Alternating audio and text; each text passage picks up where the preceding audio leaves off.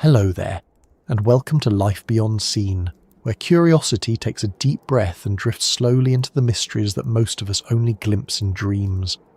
Tonight's quiet dive is one that doesn't need a passport or a wetsuit, only a bit of imagination and a willingness to sink gently into the unknown.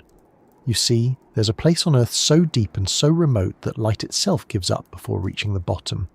It's called the Mariana Trench, a scar in the ocean floor deeper than the tallest mountain is high. A world of darkness, silence, and crushing pressure hidden beneath the calm surface of the Pacific. Before we descend into that silence, I'd love to know, where are you listening from tonight? Are you somewhere near the ocean, where the rhythm of waves hums in the distance, or are you landlocked, where the sea exists only as a sound in your mind? And if you close your eyes for a moment, can you picture it?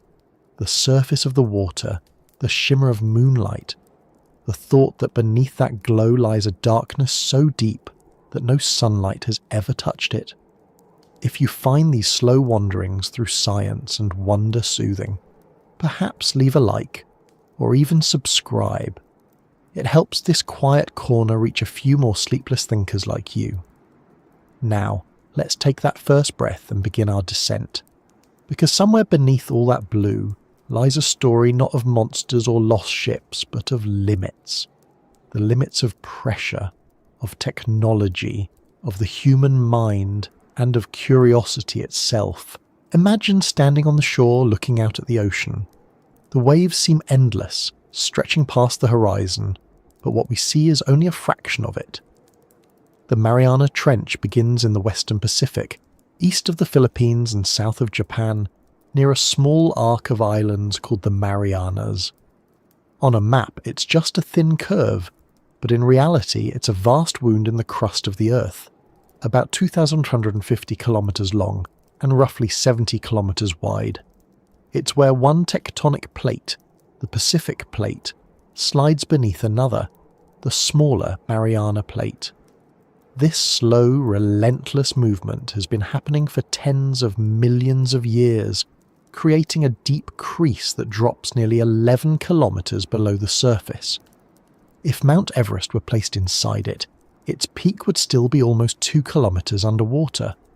The sheer scale of that is hard to picture, because the ocean hides its depth too well. It looks flat, reflective, peaceful. But if we could drain the water away, we'd see a world of mountains, ridges and canyons that rival anything on land. The Mariana Trench is its Grand Canyon, only instead of sandstone and sunlight, it's made of basalt, silt and darkness. Down there, pressure builds so high that it's nearly impossible to comprehend. Every 10 meters you descend, the weight of the water above you increases by another atmosphere, another 14.7 pounds per square inch. By the time you reach the bottom, the pressure is over 1,000 times greater than at the surface. It's the equivalent of having 50 jumbo jets resting on your shoulders. At such depth, nothing we're familiar with behaves normally. Steel bends, glass shatters, air compresses into nothing. Even light gives up the fight. Sunlight can only penetrate about 200 meters before it fades into blue twilight, and beyond that, into complete blackness. Below 1,000 meters, it's pitch dark, colder than you'd expect, just a few degrees above freezing. And yet, despite the crushing weight, the darkness, the cold, life exists there. Strange, fragile, and resilient. Creatures that glow in the dark, that feed on what drifts down from above, that live their entire existence without ever seeing the surface world. But before we meet them, it's worth pausing to ask something simple. Why is it that we, with all our technology, have sent probes beyond the solar system, walked on the moon, and yet can't truly explore the deepest part of our own planet?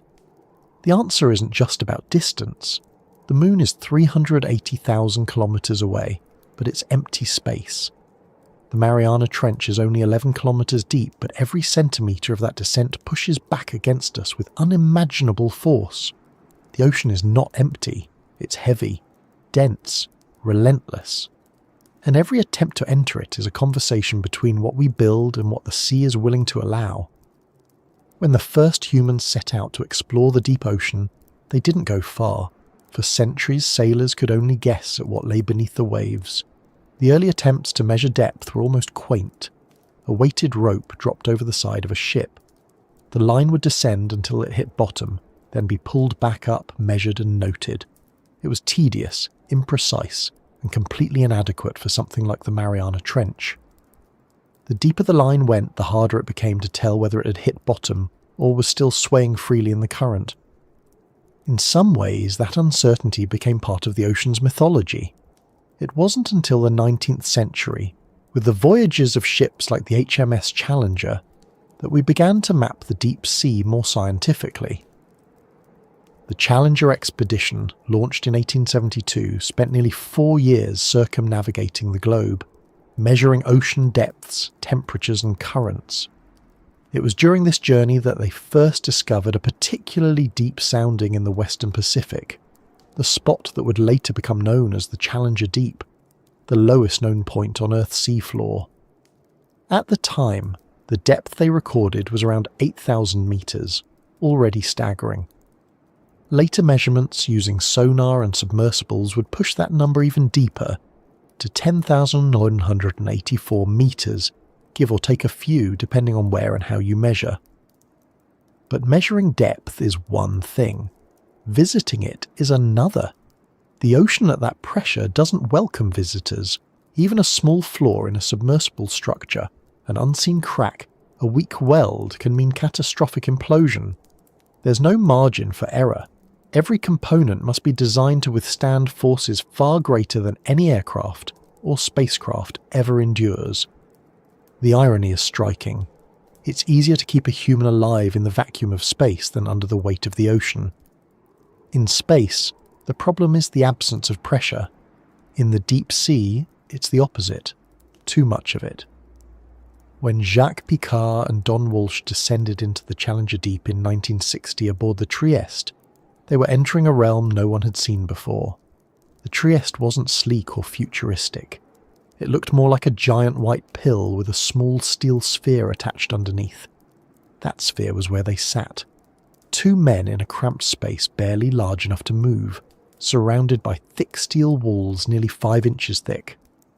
The descent took nearly 5 hours, sinking slowly through layers of water that grew darker and heavier with every passing minute. When they finally reached the bottom, the pressure outside their sphere was over 8 tons per square inch. A small window cracked during the descent, a reminder of how fragile the barrier was between them and instant annihilation.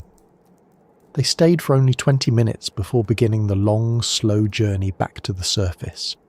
In total, the dive lasted almost 9 hours. In the decades that followed, very few people returned to the trench. It wasn't that we lacked curiosity, but that every attempt required immense resources and risk. Machines could go deeper than humans, but even then, maintaining communication, power and control at such depths proved incredibly difficult. The pressure crushes not just metal, but also electronics, cables, sensors, anything not perfectly sealed.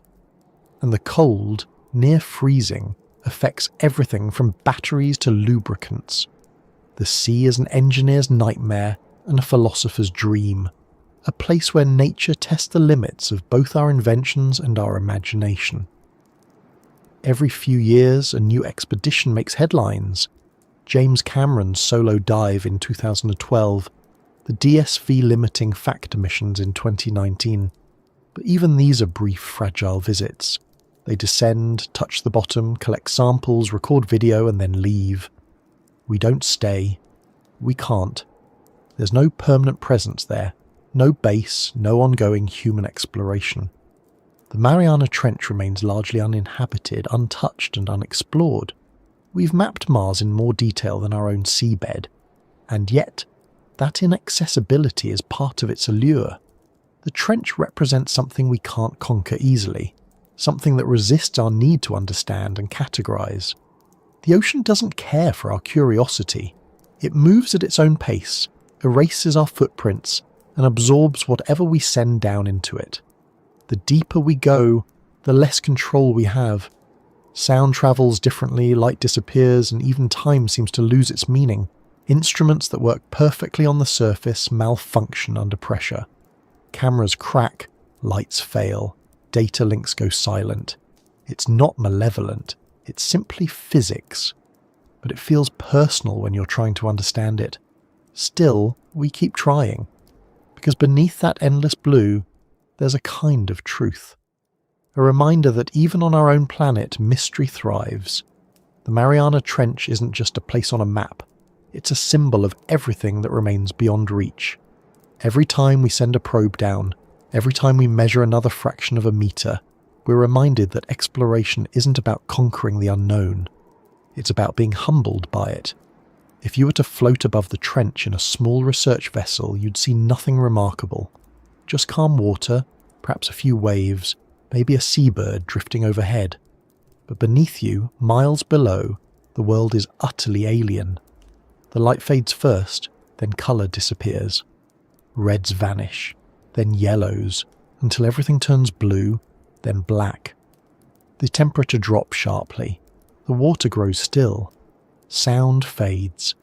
And as you go deeper, the sense of direction itself starts to dissolve. Up and down become abstract concepts. The ocean surrounds you in every direction, a pressure that feels almost alive. That's the strange paradox of the deep sea. It's a place on Earth, yet it behaves like another planet. The rules are the same, but the experience is completely different. We evolved in air, with light, with space to move. Down there, every element of life is inverted. The ocean presses inward, light dies outward, sound travels in strange ripples, and life survives in ways we can barely imagine. The trench isn't hostile because it wants to be, it's simply indifferent, and maybe that's why it feels so compelling. To explore the trench is to face something that cannot be tamed, only respected. It's an environment that reminds us how fragile our species really is, how temporary our inventions are compared to the steady patience of the Earth.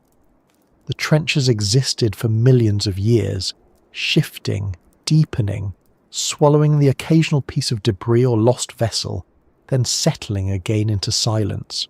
We are newcomers here, brief visitors with cameras and lights, trying to make sense of a world that doesn't need us. For now, that's where we'll linger, hovering above the deepest shadow on Earth, ready to go further, but still aware that we are guests in a realm that doesn't easily share its secrets. When you look out at the ocean, it's easy to think of it as a flat surface, something you could cross with enough time and fuel. But beneath that calm lies a landscape that rivals the greatest mountain ranges of any continent. The Mariana Trench is not merely a crack in the seafloor. It is a geological scar shaped by forces that move continents, a wound cut into the crust of the Earth by the slow grinding of tectonic plates. It begins far from sight, curving like a vast crescent east of the Mariana Islands, tracing the edge where the Pacific plate slips beneath the smaller Mariana Plate. This process, called subduction, happens so slowly that you could stand there for a lifetime and never see it move. But given a few million years, the ocean floor reshapes itself completely. It is a motion both patient and unstoppable, and it's the reason this trench is the deepest place known on Earth. At its lowest point, the Challenger Deep, the ocean plunges nearly 11 kilometers down. That's deeper than Mount Everest is tall, deeper than the cruising altitude of most commercial airplanes. If you were to drop a pebble from the surface, it would take over an hour to reach the bottom.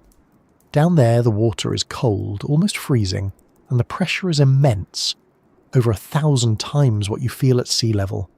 It's not the kind of place you can simply visit. It's a place that has to be endured. Every meter downward adds more weight, more resistance, more silence. The trench itself isn't a single vertical drop, but a series of slopes and ridges that descend into darkness. Imagine a vast valley, its walls carved by geological time, layered with sediments and crushed rock, shifting slowly as the plates beneath continue their eternal slide. The floor of the trench is not smooth. It's a complex terrain of mud, jagged outcrops and fault lines. Earthquakes ripple through it regularly, stirring clouds of silt that drift like underwater storms. These tremors are reminders that the trench is alive, not in the biological sense, but in the way mountains breathe and volcanoes sleep. If we could stand on the bottom of the trench and look around, which we can't, at least not unprotected, we would see a world devoid of sunlight, where the concept of day and night has no meaning.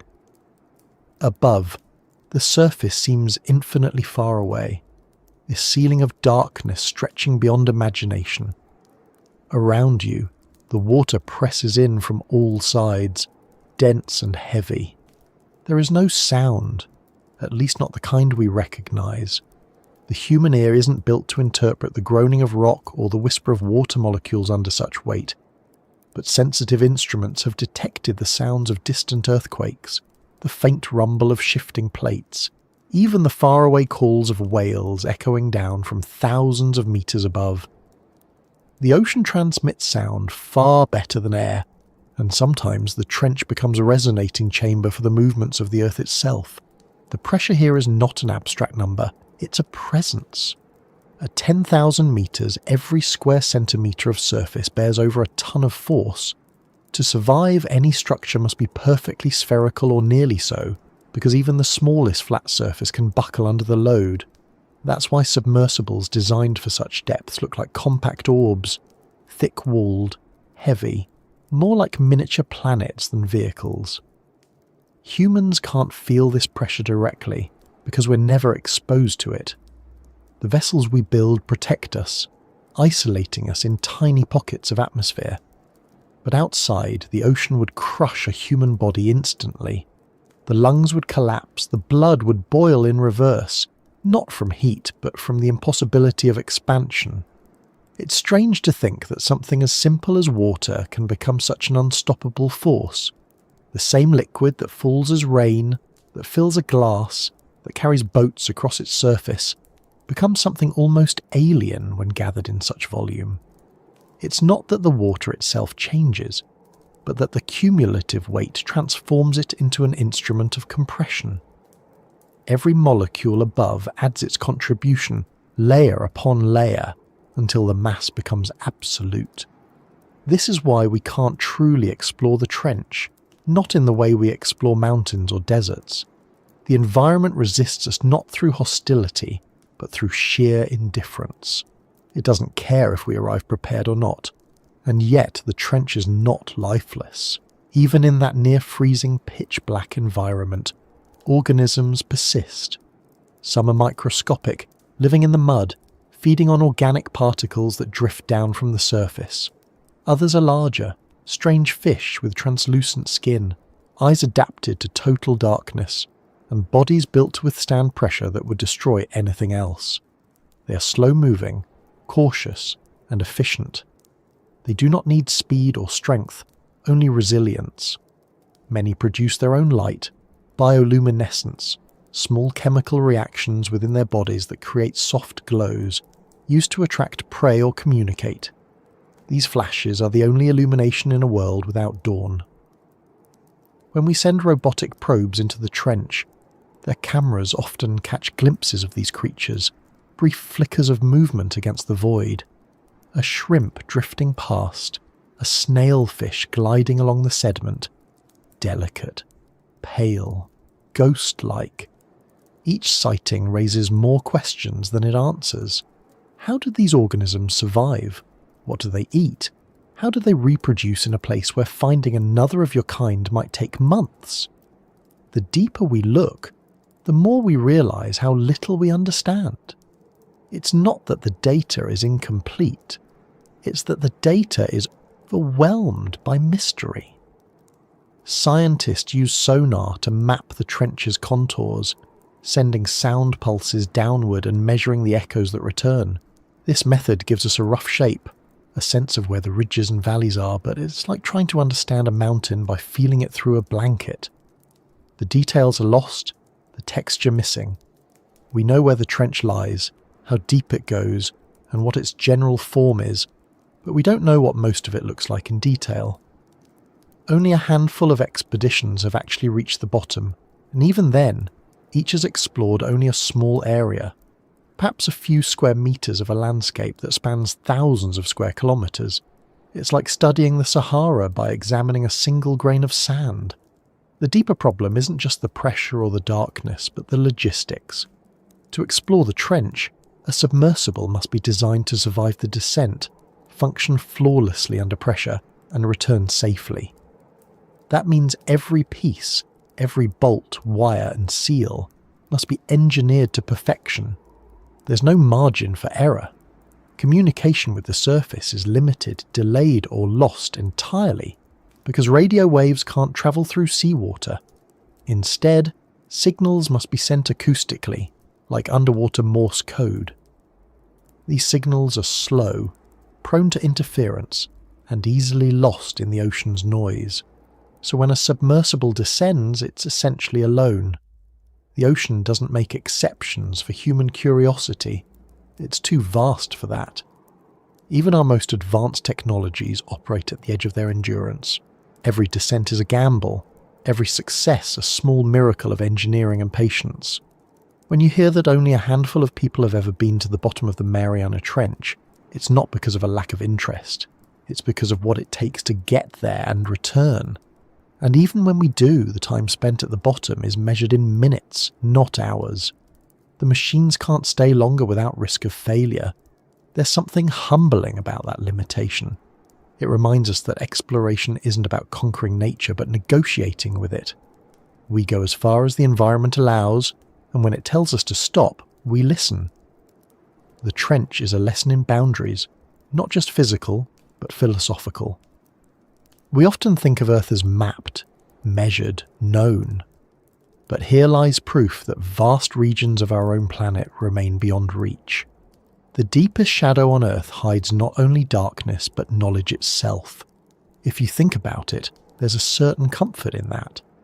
The idea that even with all our satellites and sensors, there are still places that remain unseen, untouched, and mysterious. The ocean keeps its secrets well. Beneath the surface, everything slows down.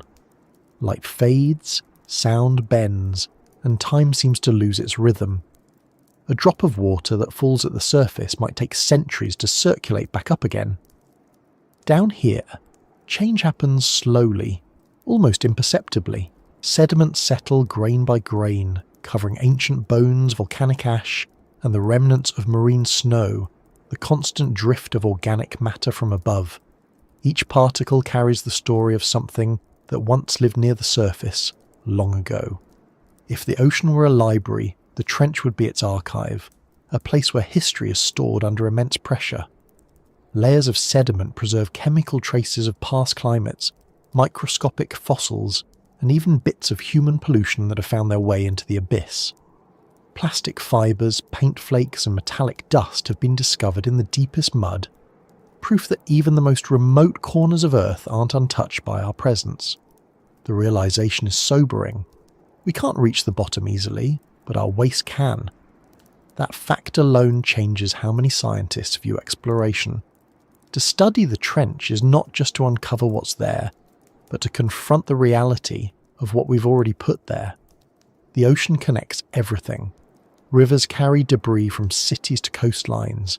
Currents sweep it across oceans, and gravity takes it down. The trench becomes a final resting place for what the world discards. In that sense, it's both a natural wonder and a quiet monument to our reach. But despite the challenges, exploration continues. Each new expedition pushes a little deeper, gathers more data, captures clearer images. It's not the kind of progress you can see day to day. It's measured in decades. Sometimes the most important discoveries are simply confirmations, a precise depth reading, a new species catalogued, a better understanding of how pressure affects materials. Science in the deep sea is slow, cautious, deliberate. It has to be. And maybe that's part of what draws people to it. In a world obsessed with speed and instant results, the deep ocean operates on its own timeline. You can't rush it. You can't hurry the descent. Every movement, every sound, every signal is deliberate. Down there, patience isn't a virtue, it's a requirement. The trench is often called the last frontier on Earth, but that phrase feels misleading. A frontier suggests something waiting to be crossed, a boundary to be pushed through. The Mariana Trench doesn't invite crossing. It isn't a gateway, it's an abyss. It's a reminder that not all mysteries need to be solved to be meaningful. Some can simply exist, vast and indifferent, reminding us of scale. Above it, the surface world moves on. Ships cross the Pacific, satellites trace orbits overhead, storms come and go, and somewhere below it all, that immense darkness remains untouched. The deepest shadow on Earth doesn't seek our attention. It doesn't care to be known. And maybe that's why it continues to fascinate us, because it represents something beyond reach, beyond certainty, beyond control. If you could float there, suspended between pressure and darkness, you might understand something quiet and simple. The ocean doesn't end where our knowledge stops. It continues, patiently, endlessly, like the pulse of the planet itself. And even if we never see all of it, knowing that it's there, that something so vast and unknowable exists beneath us, might be enough. It's hard to imagine what pressure really means until you try to picture the ocean as weight, not as water, but as tons upon tons of mass pressing downward in every direction. The air we live in has weight too, though we rarely feel it. Every square inch of your skin already bears about 15 pounds of air pressure, the collective force of the atmosphere. We don't notice because our bodies evolved in it, balanced perfectly against it. But underwater, that balance collapses quickly.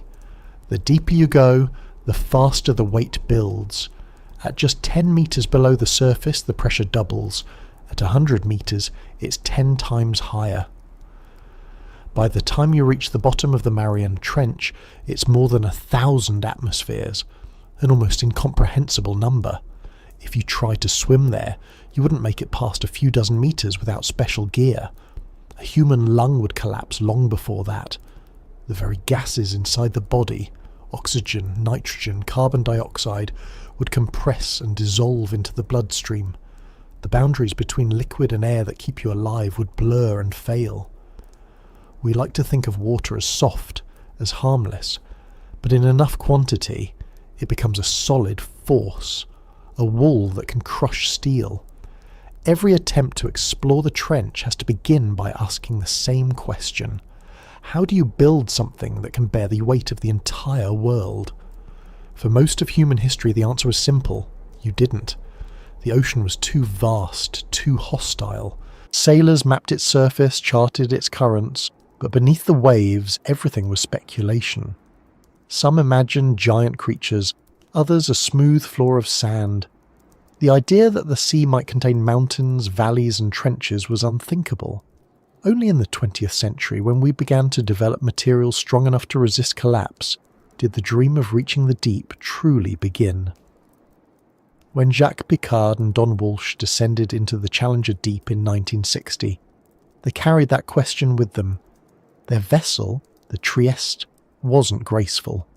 It was a compromise between engineering necessity and human stubbornness.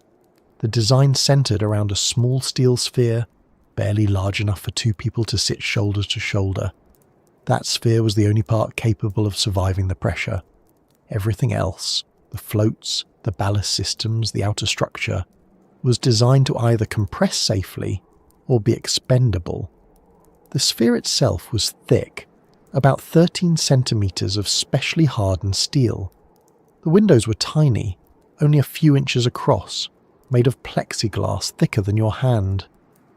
During the descent, the Trieste creaked and groaned constantly.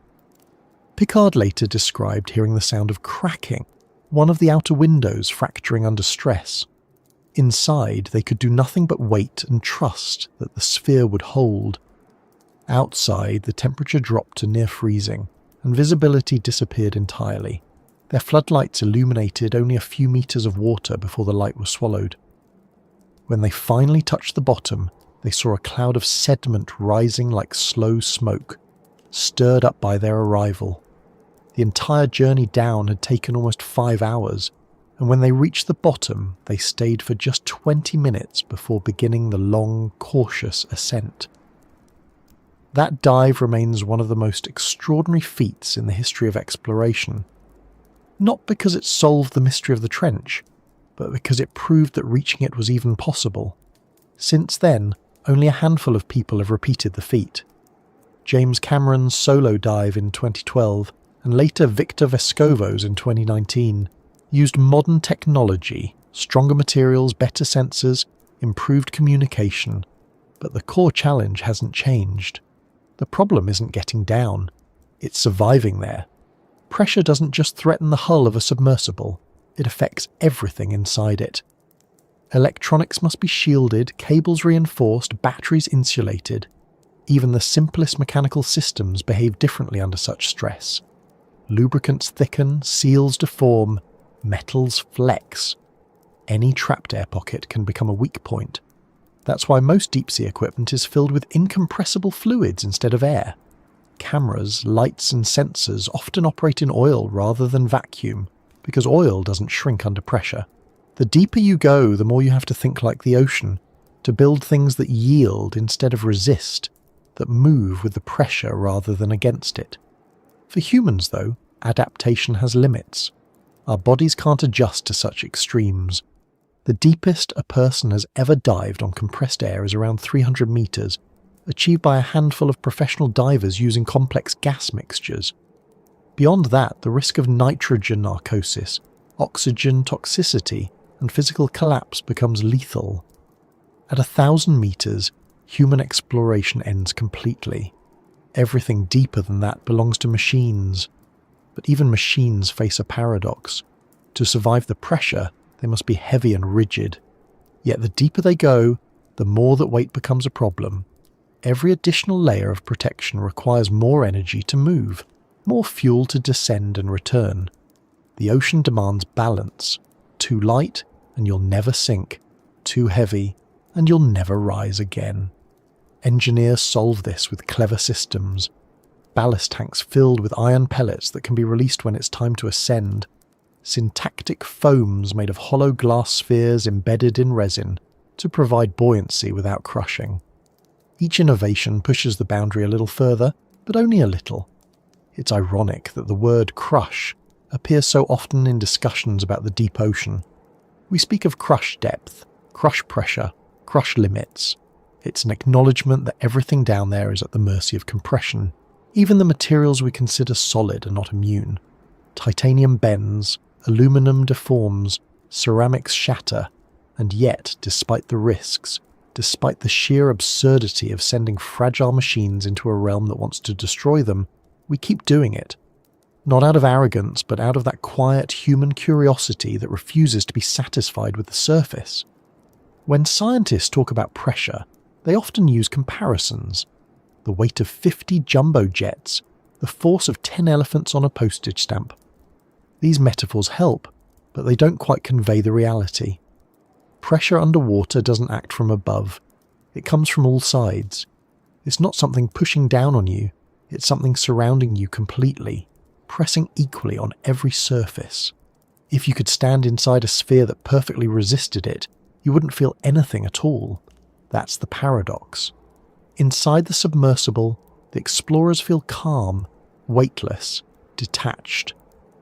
Outside, the ocean is crushing itself into equilibrium. Pressure also changes how sound behaves. In the deep ocean, sound travels faster and farther than in air. The waves of energy compress the water slightly as they move, and because water is dense, the vibrations transmit efficiently. This is why whales can communicate across hundreds of kilometers, and why submarines rely on sonar instead of radio. The same pressure that limits our physical reach allows sound to carry secrets across unimaginable distances. In the trench, the noises of the world above are faint, distorted echoes, storms, ships, earthquakes, all translated into low, haunting tones that ripple through the black. But the real consequence of pressure isn't just physical. It's psychological. To imagine descending into darkness for hours, knowing that outside your small vessel lies a force strong enough to crush anything human, requires a particular kind of composure. Explorers often describe the experience as both exhilarating and terrifying. There's a moment somewhere around halfway down when the last connection to sunlight fades. The water turns from blue to black, and the realization sets in that you're utterly alone. The radio crackles, the lights flicker, and for a few seconds the ocean feels infinite. In that isolation, pressure becomes more than just physics. It becomes metaphorical. The weight of awareness, the confrontation with something so vast it erases the sense of self. Down there's no horizon, no reference point, no sound of wind or bird or wave, just the hum of machinery and the quiet thought that between you and the rest of the world lies 10 kilometers of water. The mind drifts in such silence. Some find peace in it, others unease. It's a reminder of how dependent we are on sensation, on the small comforts of air, light and sound. Even robotic missions are not immune to that psychological weight. The engineers and scientists watching from the surface feel it too, staring at screens, waiting for data, knowing that the machine they built is somewhere miles below, alone in the dark. If something goes wrong, there's nothing they can do. No rescue, no repair. The trench keeps what it takes. Despite all that, exploration continues because pressure is not just a problem to overcome. It's also a window into the nature of matter itself. The extreme conditions at the bottom of the ocean offer clues about how materials behave under stress, how life adapts to limits, and even how planets form. The minerals and microbes found in deep-sea sediments help scientists understand chemistry at high pressures, reactions that might occur inside other worlds or within Earth's own mantle. In a way, the trench is a laboratory, one that tests both the laws of physics and the resilience of curiosity. The irony, though, is that the more we learn, the more unreachable it seems. Every discovery points to greater complexity. The microorganisms that thrive there defy expectations about biology. The rocks reveal histories of volcanic activity, earthquakes, and continental movement that span millions of years. The deeper we study, the more the trench becomes not a destination, but a mirror of our own limitations. Pressure defines the ocean, but it also defines us. We live under constant invisible forces, gravity, atmosphere, expectation, and like the submersibles we build, we find ways to endure. The trench reminds us that survival isn't about eliminating pressure, it's about existing within it. Everything on Earth, from the smallest cell to the largest mountain, is shaped by forces it cannot escape. The difference is only one of degree. So when we say we can't truly explore the Mariana Trench, what we mean is that we can't yet exist comfortably within its rules. Our bodies, our machines, our minds are all built for the surface. The trench is a reminder that the world we inhabit is layered, and most of it is inaccessible to us. We've mapped the continents, crossed the skies, even looked beyond our planet, but right beneath our feet lies an environment that remains almost untouched. It's tempting to think of that as a failure, but maybe it's not. Maybe the trench serves a purpose simply by existing beyond our reach. It reminds us that mystery has a place in the modern world, that there are still frontiers not meant for us, not because we aren't clever enough, but because the planet itself has boundaries we can't bend. The ocean keeps its secrets with quiet dignity, and in doing so, it gives us something rare: humility. The next time you look out at the sea, try to imagine that weight, the mass of water stretching downward farther than mountains rise upward. Beneath every ripple, there's pressure building, accumulating, shaping the world in ways we can't see. And somewhere far below, in a darkness that no light can reach, that pressure holds the silence of the earth itself. It is steady, patient, immense, the true weight of the world. The farther you descend, the more the ocean begins to shed the world you know. At first, there's still light, a shimmering blue that dances on the waves, bending and flickering as it filters down through the water. Divers call it the photic zone, the realm of sunlight. It's where coral reefs thrive, where fish shimmer like living jewels, where life feels abundant and visible. But light is fragile here. Every meter steals a little more of it. Reds vanish first, then oranges, then yellows. By 100 meters, you're surrounded mostly by blue, and by 200, even that starts to fade. Below 1,000, there's nothing left. Darkness takes over, absolute and unbroken. The world above disappears completely. That darkness isn't like turning off a light in your room. It's thicker, almost physical. The human eye never truly adapts to it, because there is no faint glimmer, no reflection to orient yourself.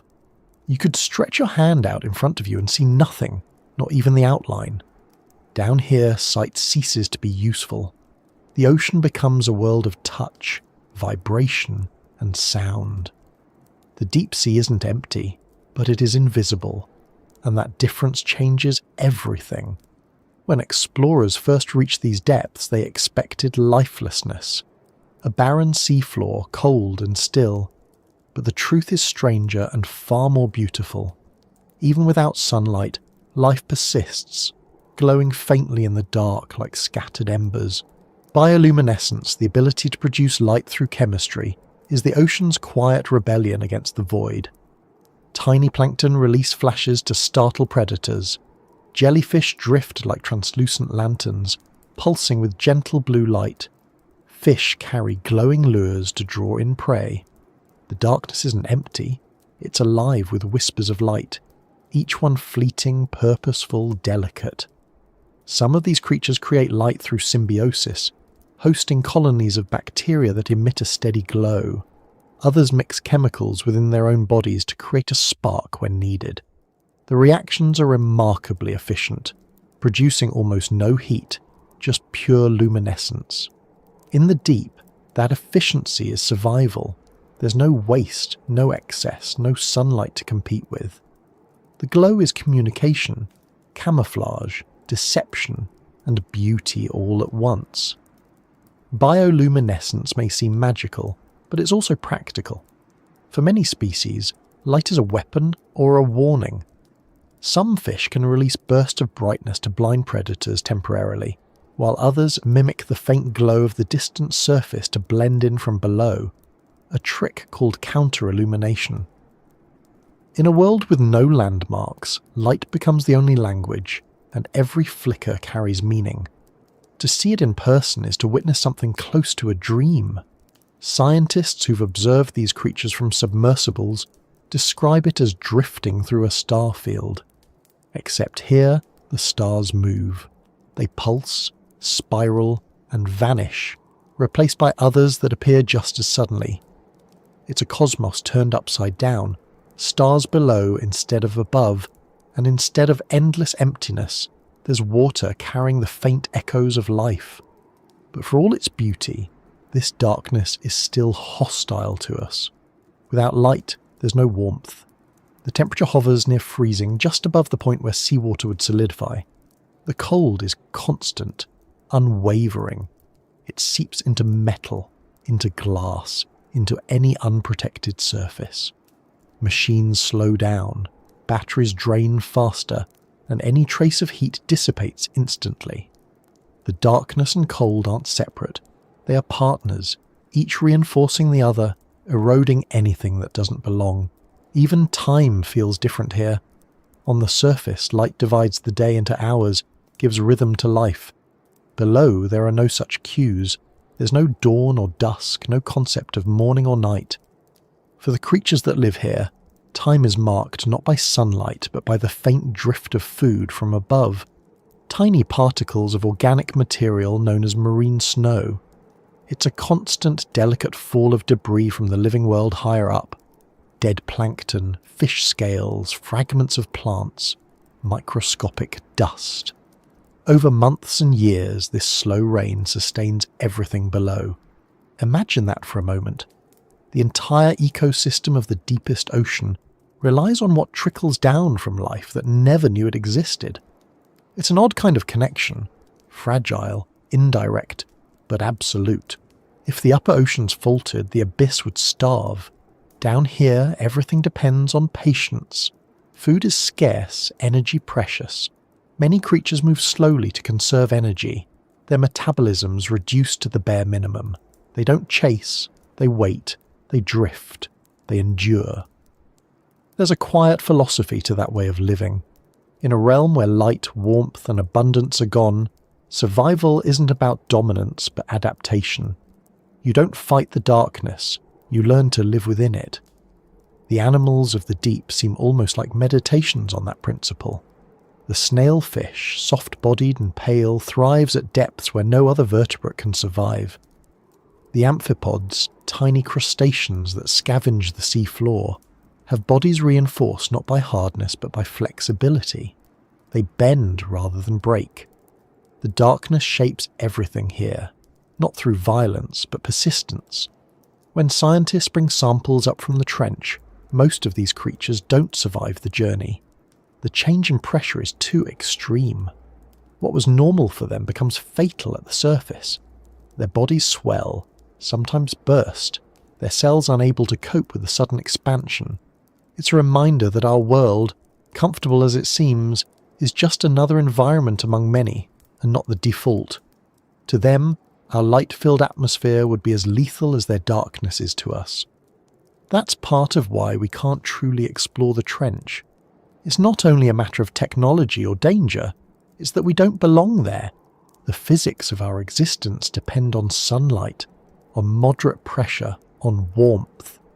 The deeper you go, the more alien it becomes, not because it's far away, but because it operates under different rules. In the absence of light, evolution writes in other languages. Sight gives way to sensitivity, colour to chemistry, warmth to endurance. And then there's the psychological dimension. Darkness that deep doesn't just hide things, it changes perception itself. Inside a submersible, surrounded by pitch black, the human brain begins to invent sensations. You might think you see movement where there is none, or feel motion even when the craft is still. The lack of visual reference makes orientation difficult. Up and down lose meaning. The mind tries to fill in the void, to make sense of an environment that offers no cues. Astronauts describe a similar disorientation in space, but at least there are stars. In the deep ocean, there is only the hum of machinery, and the thought that the nearest surface is kilometres away. For researchers who spend years studying these environments, the fascination often becomes personal.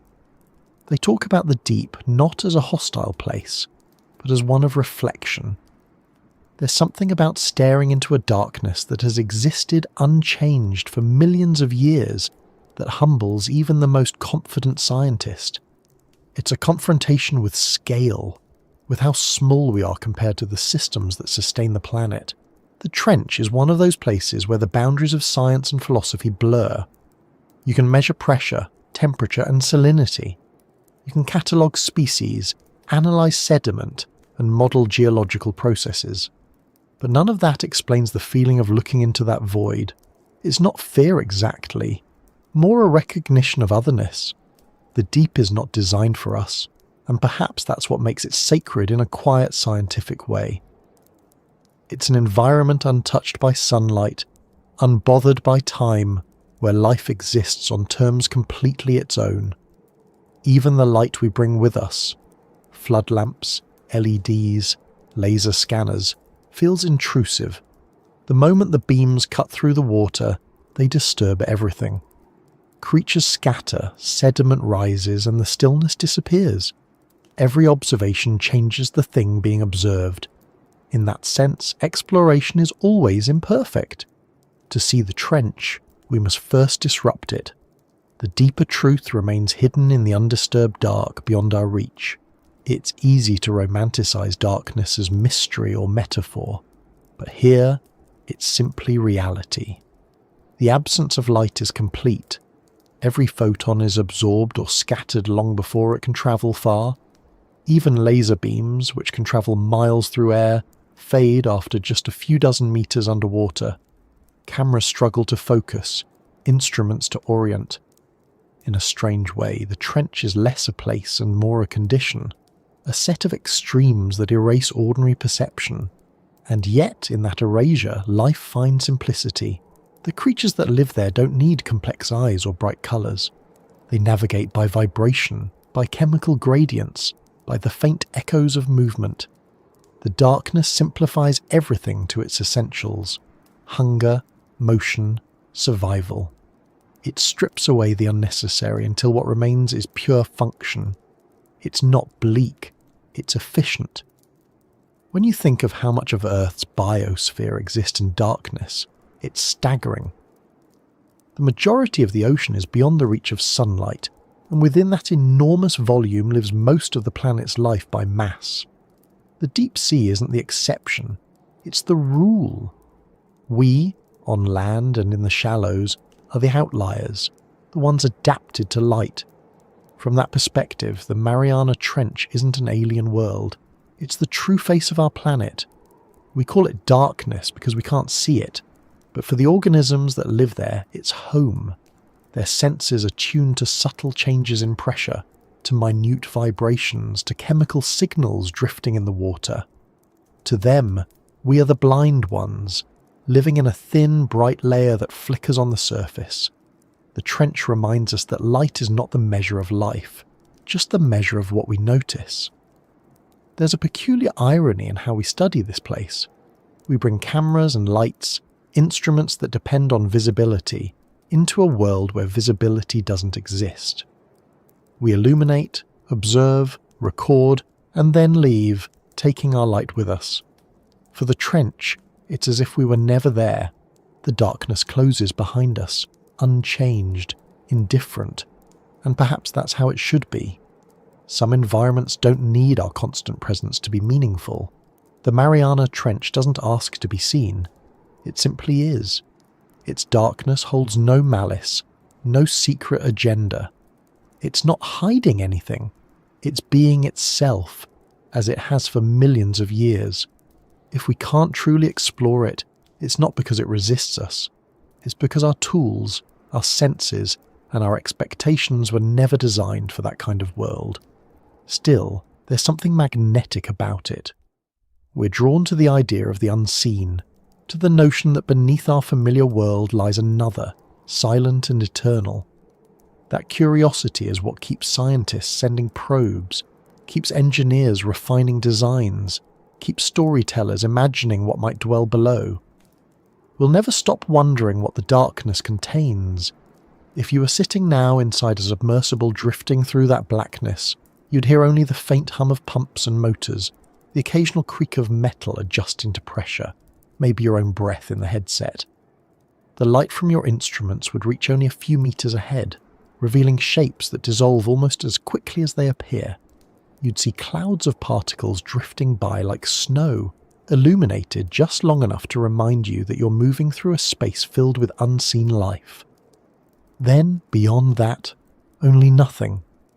A darkness beyond light, beyond comfort, beyond comprehension. That's the realm we're trying to understand. A world that begins where our senses end. A reminder that the universe doesn't need our permission to exist. And somewhere far above, the sunlight glitters on the surface, unaware of the depth below, just as most of us live unaware of how much lies beneath the calm. If the deep ocean is another world, then the machines we send there are its astronauts. They breathe for us, see for us, and survive where we cannot. Every submersible, every remotely operated vehicle, every probe that disappears beneath the surface carries a fragment of human curiosity into a realm that would destroy us in seconds.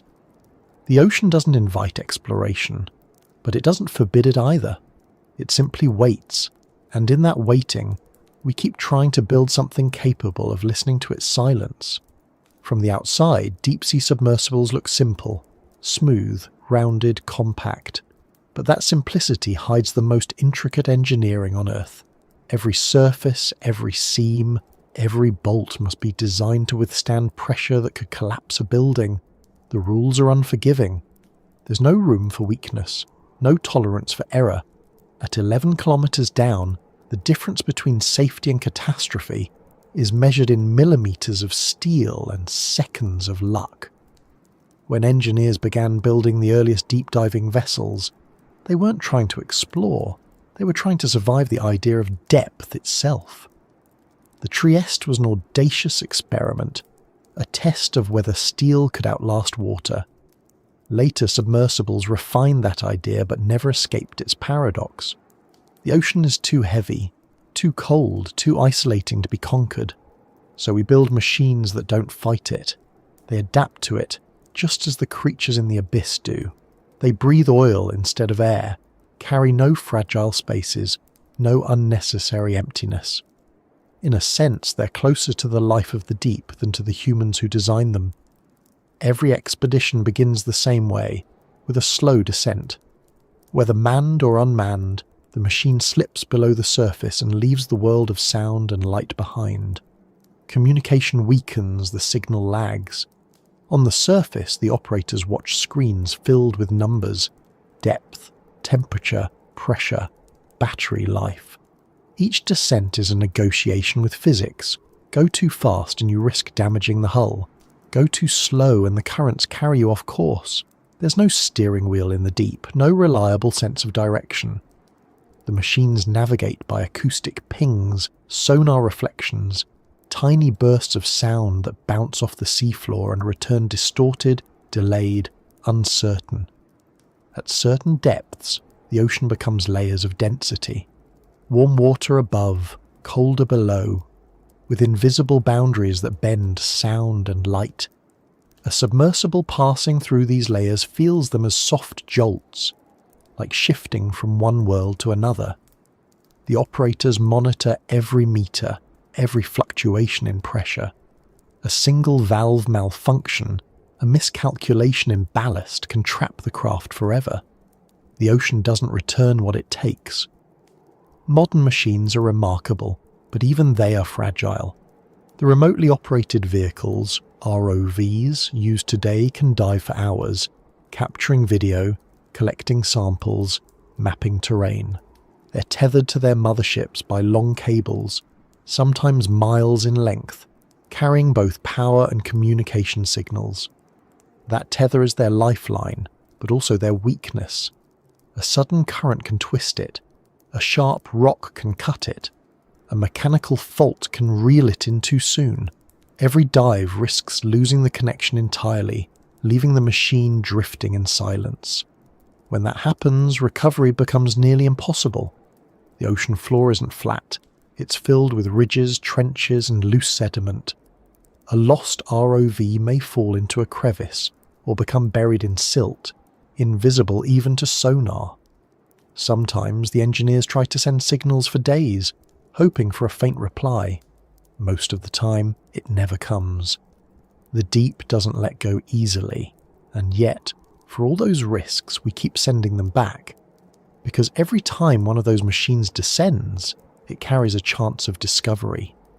The first high-resolution images of the Challenger Deep, the samples of unknown microbes, the recordings of strange clicks and groans that might be geological or biological, we owe all of them to the machines that breathe for us. They're built to withstand conditions beyond comprehension, but they're also delicate in ways that surprise you. Cameras, for instance, must operate in absolute darkness, capturing light from artificial lamps that illuminate only a few meters ahead. Those lamps must be designed to survive the crushing pressure without shattering. Every watt of power must be accounted for. The batteries that run these systems have to function in near-freezing temperatures, where ordinary chemistry slows to a crawl. Heating systems can't rely on convection, because the water around the machine is too dense to carry heat efficiently. Every function, from movement to vision, has to be reinvented for an environment that obeys no familiar logic. There's a kind of poetry in that design, though not the romantic kind, more the poetry of precision. Every piece of a deep-sea submersible is a solution to a problem that exists nowhere else. The spherical pressure hull, the buoyant foam, the ballast release mechanisms, all of it exists because the ocean demands it. Even the materials are chosen not for elegance but for endurance. Titanium resists corrosion, syntactic foam maintains buoyancy under pressure, and certain plastics behave more predictably than metals in extreme cold. To build for the deep is to surrender aesthetics for survival. The people who design these machines rarely see the depth themselves. Most of their work happens on land, in quiet laboratories filled with prototypes and pressure chambers that simulate thousands of atmospheres. They test, fail, rebuild, and test again. Each iteration brings them closer, but never close enough. The deep always has the final say.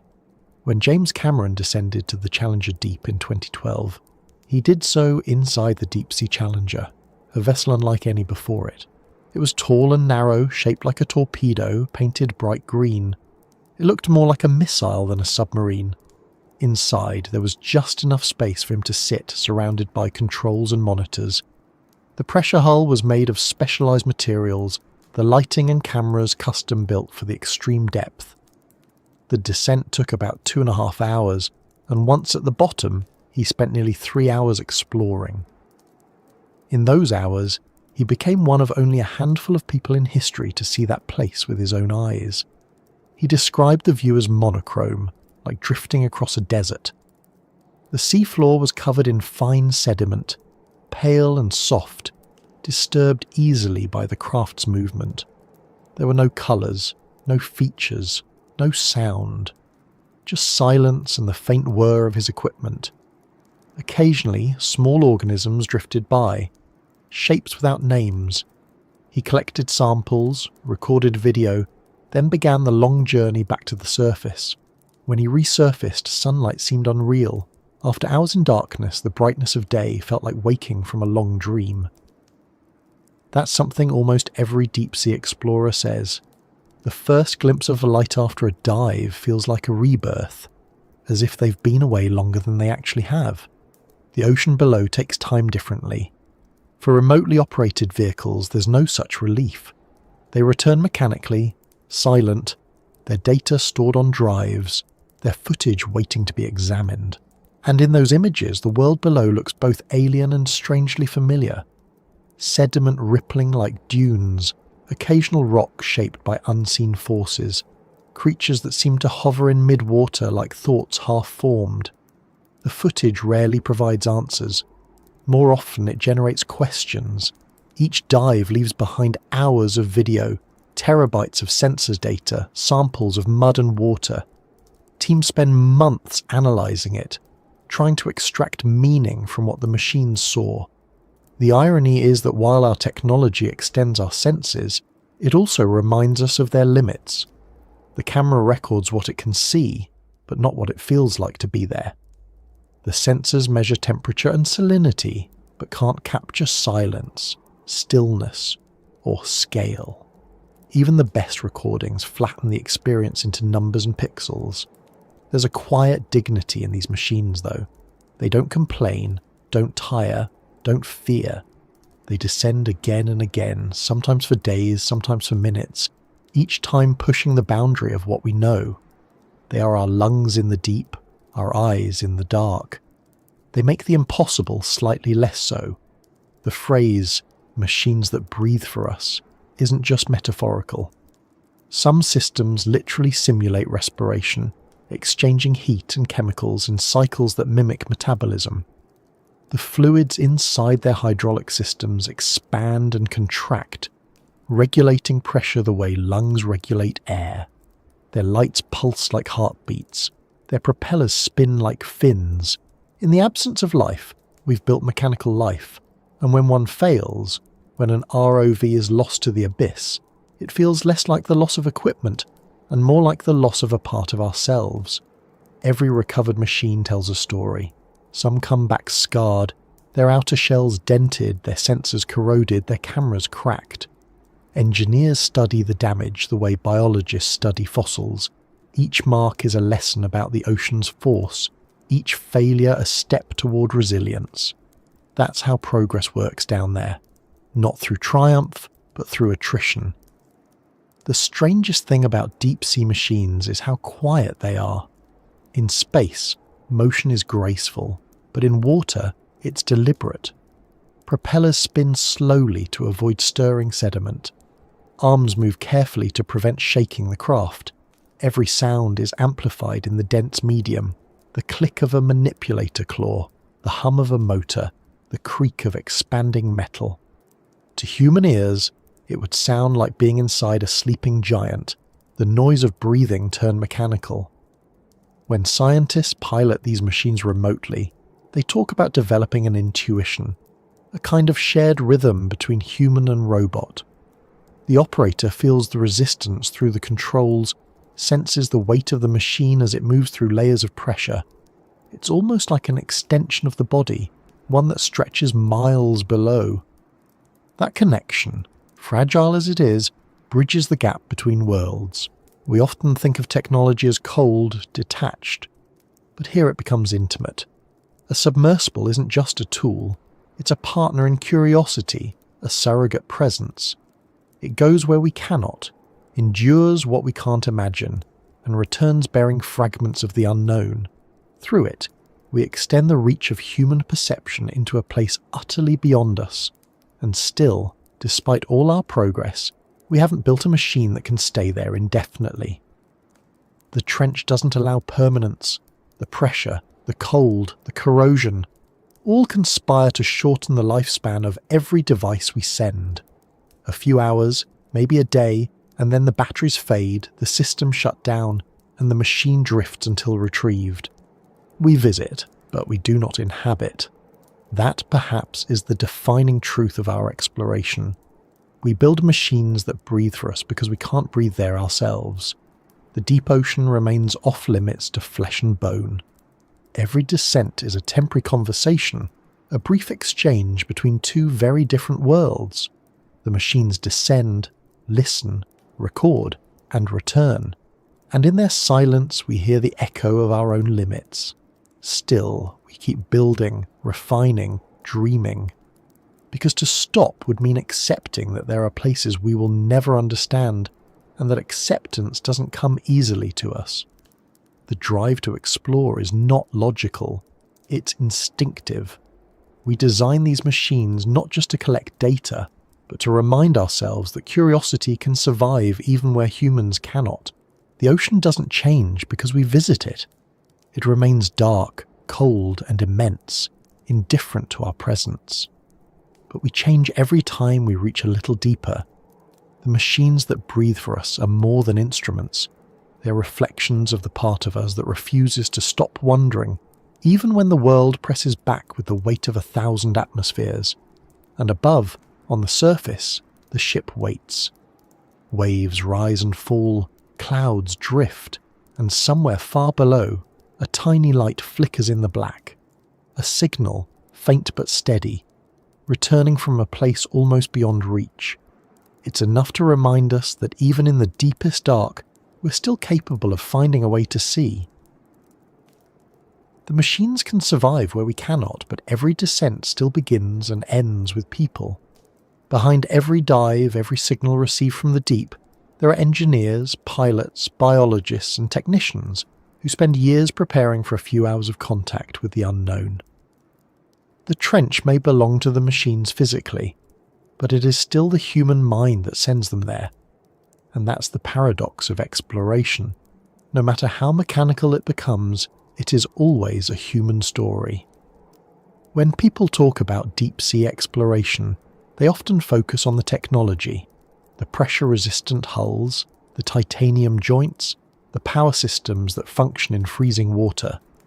But what rarely gets attention is the toll it takes on the people involved. The surface teams live with constant tension, waiting for signals from machines that might never return.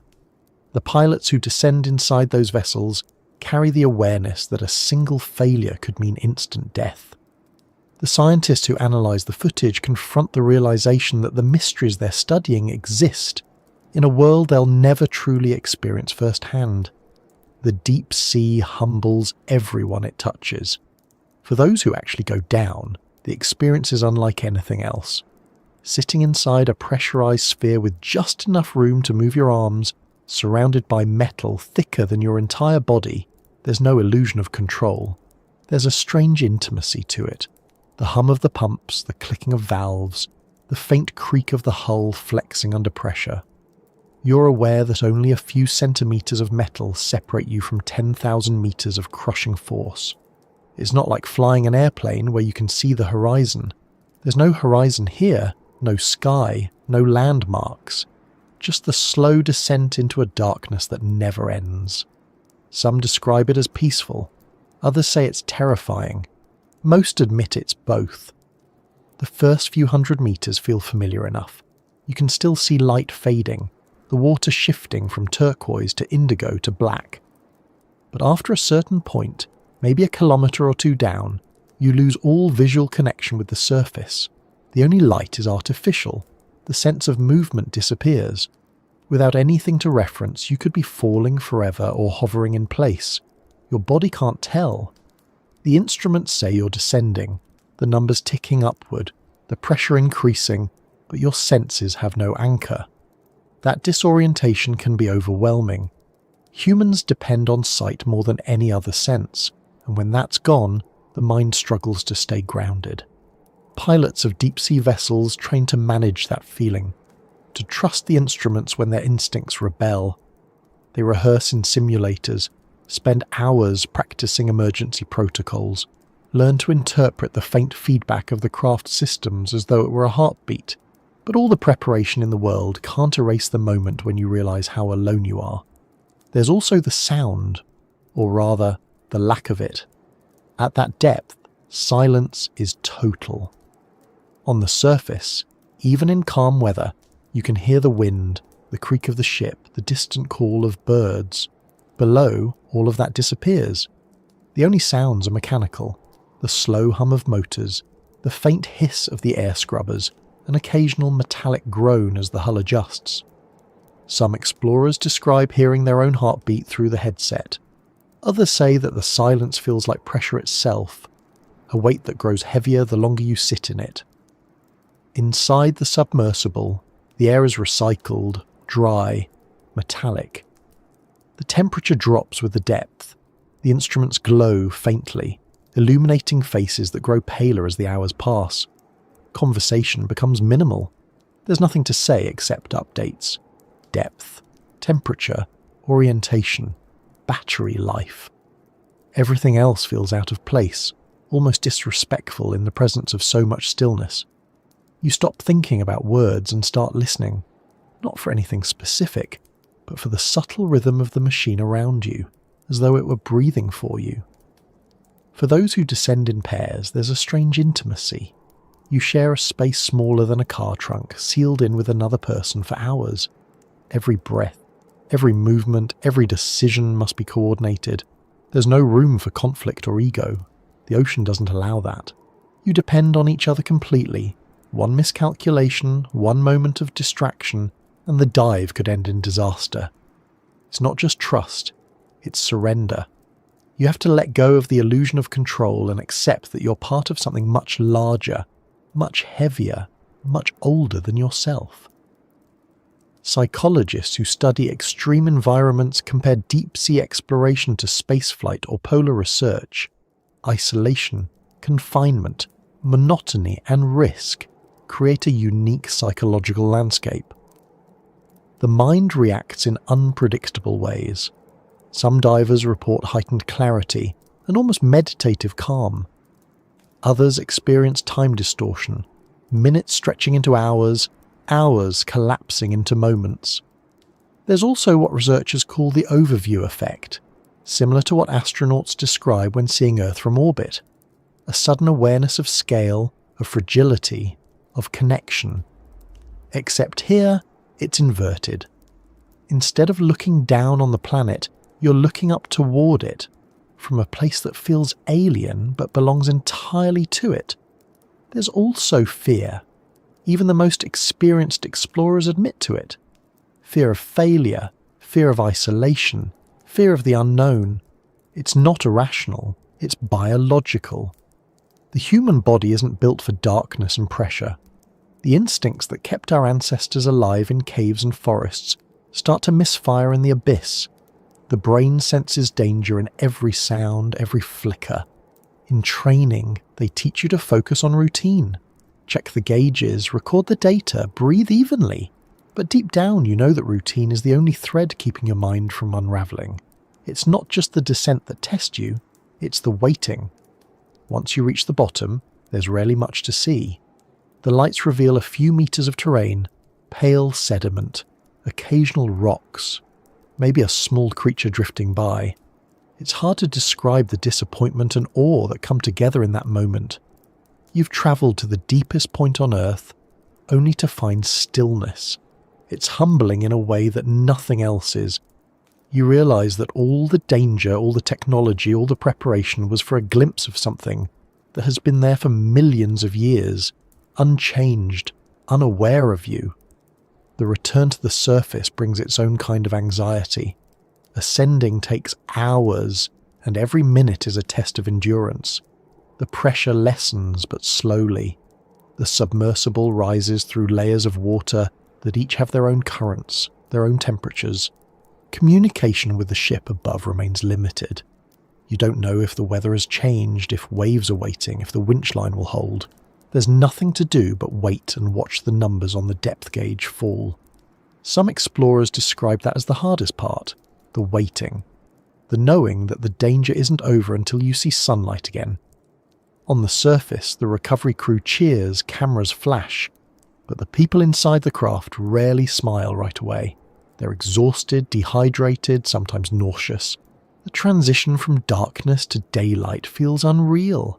The air smells different, heavy with salt and warmth. For a moment, the world feels too bright, too loud. The mind struggles to adjust, as if it had been somewhere sacred and now has to return to the noise of ordinary life. Many describe feeling quiet afterward, not out of fear or fatigue, but because words don't fit the experience. Even for those who never dive, the trench leaves its mark. The scientists studying samples brought up from the deep talk about a strange kind of reverence. The mud, the microorganisms, the fragments of rock. They are pieces of a world that no human can inhabit. Handling them feels like holding something sacred, something ancient and indifferent. They clean their instruments carefully, catalogue the samples meticulously, and yet they know they've disturbed something that had existed in silence for millennia. For the engineers, the emotional connection is different but no less powerful. Each successful dive is a triumph of human precision against natural indifference. But it's also a reminder of fragility. Every time they send a submersible down, they know that something could go wrong. The ocean doesn't forgive mistakes. The machinery represents years of work, millions of dollars, and countless hours of planning, and yet it can vanish in seconds if one seal fails. That awareness weighs on them constantly. Success and loss are separated by fractions of pressure, by moments of timing. There's also the question of purpose. Why do it at all? Why risk so much for a place that yields so little? The answers vary. For some, it's scientific. The chance to study new species, new geological processes, new frontiers of chemistry and biology. For others, it's philosophical. The desire to confront the limits of human understanding. For many, it's personal. A need to be part of something larger, to touch the edge of the unknown. Whatever the reason, the motivation always traces back to the same impulse: curiosity. That curiosity defines the human factor more than anything else. It's what drives exploration despite the danger, the cost, the uncertainty. We're drawn to the places that resist us, perhaps because they remind us that we're not as powerful as we think. The trench doesn't care about our ambitions, but we keep returning, not to conquer it, but to listen. In a way, every dive is an act of humility, a recognition that understanding comes not from domination, but from presence. There's something profound about that, the idea that to explore the world, we must first accept our smallness within it. The people who dedicate their lives to studying the deep ocean aren't just scientists or explorers, they're caretakers of mystery. They preserve the unknown by refusing to let it vanish into myth. They remind us that mystery still exists, that it's not something to be erased by technology, but something to coexist with. The human factor is what keeps the story alive. Machines can descend, record, return, but they don't dream. They don't wonder what it feels like to touch the bottom of the world, to look up and see nothing but water between you and the stars. They don't imagine what lives beyond the reach of their lights. We do, and that imagination is the bridge between the surface and the abyss. There's a quiet honesty in knowing that some things will always be beyond us, that no matter how advanced our tools become, we'll never fully belong in the trench. But perhaps belonging was never the point. The deep ocean doesn't need us, but we need it. As a reminder of perspective, as proof that discovery still exists, as evidence that the world is larger than our comprehension. That's what keeps the human factor at the heart of every expedition. It's not the data or the footage or even the discoveries that matter most. It's the act itself, the willingness to go, to risk, to wonder. The ocean tests our machines, but it also tests our patience, our courage, and our humility. Every dive is a conversation between curiosity and consequence, between fragility and persistence. And when the lights fade, when the instruments are turned off and the submersible rests again on deck, what remains is that human pulse behind it all. The quiet determination to keep asking questions, even in the face of silence. Because the ocean doesn't answer us in words, it answers in pressure, in darkness, in time. And we, endlessly curious, keep listening. Silence is never truly silent. It's easy to forget that when we talk about the deep ocean as quiet or still, what we really mean is that it's quiet to us. Down there in that heavy darkness, sound moves differently. It travels faster, farther, deeper. It bends through layers of temperature and salinity, curving around ridges, echoing through trenches. The deep ocean isn't a void, it's a body filled with vibration, and everything in it, from the smallest shrimp to the largest submarine, is part of that chorus. But to human ears, it feels like silence, because we can't interpret the language of pressure and water. We mistake what we don't understand for absence. When the first hydrophones were lowered into the ocean decades ago, scientists expected to hear very little. Instead, they found a constant murmur, a living backdrop of clicks, rumbles and low frequencies. Some of it came from geological activity, the Earth itself moving and breathing through its faults. Some came from animals, whales communicating across entire oceans, fish drumming against their own bodies, shrimp snapping their claws with enough force to create tiny bursts of light and heat. Even the slow grinding of tectonic plates makes a sound, though it's too deep for us to hear without amplification. The ocean is a landscape of invisible motion, and sound is the only way to map it. In the Mariana Trench, where light fails completely, sound becomes everything. For the creatures that live there, it replaces sight, touch, even memory. Some species have evolved specialized organs that detect pressure waves, letting them sense movement hundreds of meters away. Others use pulses and clicks like sonar, bouncing their own signals off the world around them. Where humans would see darkness, they hear structure. The trench floor is a labyrinth of echoes, a place where distance is measured not in meters, but in milliseconds of return time. For scientists, those echoes are the only way to explore without being there. Modern oceanography relies heavily on sonar, sound navigation and ranging. A transducer sends a pulse downward, and the returning signal tells you what lies beneath. The longer it takes to return, the deeper the water. The way it scatters reveals whether it hit rock, sediment, or life. With enough pulses, you can build a map, a ghostly topography made entirely of reflected sound. It's not perfect. Sound bends when it passes through water of different densities, and the deeper you go, the more unpredictable it becomes. But it's the best tool we have. The irony is that even with our most advanced systems, what we hear from the trench is less like a song and more like static. The ocean adds its own interference, and the deeper you listen, the more complex the noise becomes. Each vibration overlaps with another until the line between source and echo blurs. Sometimes scientists spend weeks trying to identify a single sound, a low-frequency moan, a sharp ping, a rumble that rises and falls without pattern. Some of those sounds turn out to be natural phenomena, the collapse of a distant landslide, the shifting of sediments, or the explosion of gas bubbles trapped for centuries. Others remain unidentified.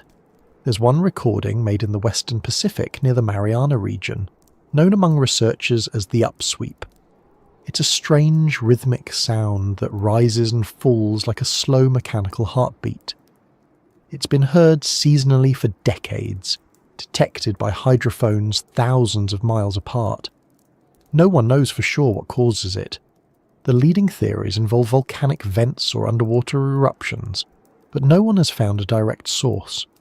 Whatever it is, it's a reminder that the deep still hides its voice, even from the best instruments we've built.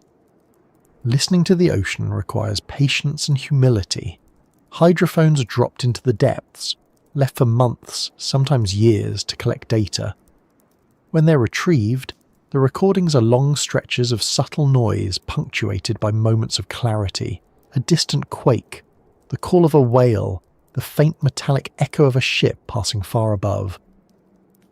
These recordings become a kind of diary for the planet. They capture storms from thousands of miles away, earthquakes that shake the seafloor, even the faint hiss of icebergs carving in polar seas. The ocean carries sound so efficiently that events on one side of the world can be heard on the other, if you know how to listen. And yet, for all that activity, being inside it feels like complete silence. Explorers who have descended into deep submersibles describe an absence of sound so total it becomes disorienting. The hull blocks most external noise, and the thick water absorbs the rest. The human ear, deprived of stimulus, starts inventing it. You begin to hear things that aren't there. A faint whisper, a thump, the imagined echo of your own heartbeat. The mind reaches for pattern, for something familiar, but there is none. The silence presses in from every direction, so heavy it becomes almost tactile. That sensation has a psychological effect. In everyday life, silence is rare. Even in the quietest rooms, there's always some noise, the hum of electricity, distant movement, the rhythm of your own breath. In the trench, even that is muted. The mind starts to wander, filling the void with memory and imagination. Some divers report a kind of calm, others unease, but all describe the same awareness, the feeling of being inside something vast and alive that simply doesn't notice you. It's not hostile, just indifferent. The silence is not emptiness, it's fullness beyond comprehension. Sound, for humans, has always been tied to communication and presence. When it disappears, we lose part of our orientation. That's why deep-sea silence feels so alien. It's not the absence of noise, it's the absence of confirmation that you still exist in relation to something else. You're alone with your thoughts, your heartbeat, and the steady, unfeeling breath of the ocean around you. It's a kind of solitude that few people ever experience, because even space isn't like this. In orbit, at least, there's a view. In the trench, there's only black and the suggestion of motion. And yet, paradoxically, the ocean is one of the loudest environments on Earth, just not to us. Whales communicate across entire basins, using frequencies so low they pass unnoticed by human ears. The deep groans of blue whales can travel for thousands of kilometers. A single vocalization can cross an ocean. These sounds weave through the darkness, layering across centuries, forming a slow-moving symphony of living and geological voices. Fish, crustaceans, even coral reefs contribute. On a healthy reef, the noise of snapping shrimp and feeding fish is constant, a crackling hum that can be heard for miles. In the deep, those sounds fade, but they never disappear entirely. The world without sound is in truth a world beyond our hearing. We've begun to realise how much human activity has changed that soundscape. Ships, sonar systems, drilling operations, all add artificial noise to the ocean. To a whale, a cargo ship is deafening, a wall of mechanical vibration that masks their communication. To smaller creatures, the constant thrum of engines may be disorienting or even fatal. Scientists have recorded increases in stress hormones in marine animals during periods of heavy shipping traffic. The ocean's music is being rewritten by us, often without intention.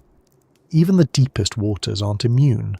Hydrophones in the Mariana region have detected the faint hum of faraway ships, the rhythmic pulse of sonar from naval exercises, even the tremors of distant seismic surveys. It's unsettling to know that our presence reaches even there, carried not by light or debris, but by sound. The trench, which should be the quietest place on Earth, now echoes faintly with human industry. The irony is almost poetic. We can't physically go there easily, but our noise can. We've become part of the planet's soundtrack, whether we mean to or not. Still, sound remains one of the few ways we can study the trench without disturbing it.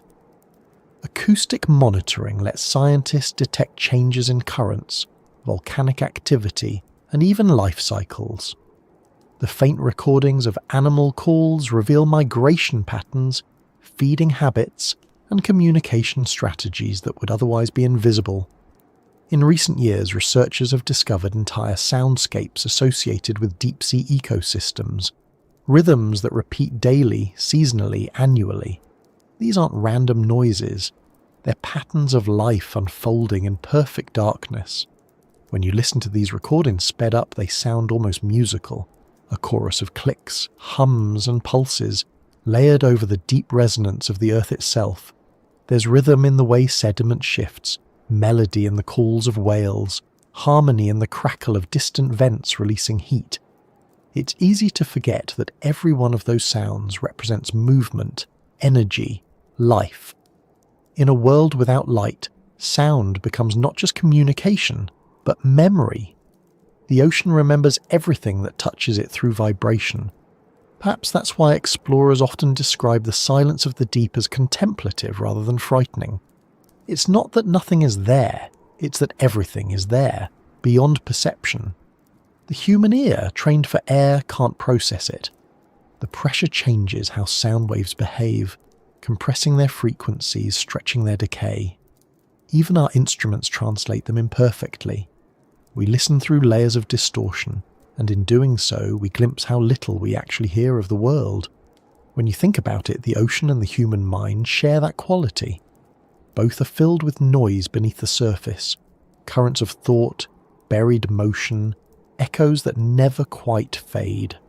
Silence, in both, isn't emptiness, it's depth. The longer you sit in it, the more you begin to sense that there's something moving just beyond comprehension. In the deep sea, sound reveals the hidden architecture of the planet. Scientists have used it to detect earthquakes, track migrating animals, and even monitor climate change through variations in temperature that alter the speed of sound underwater.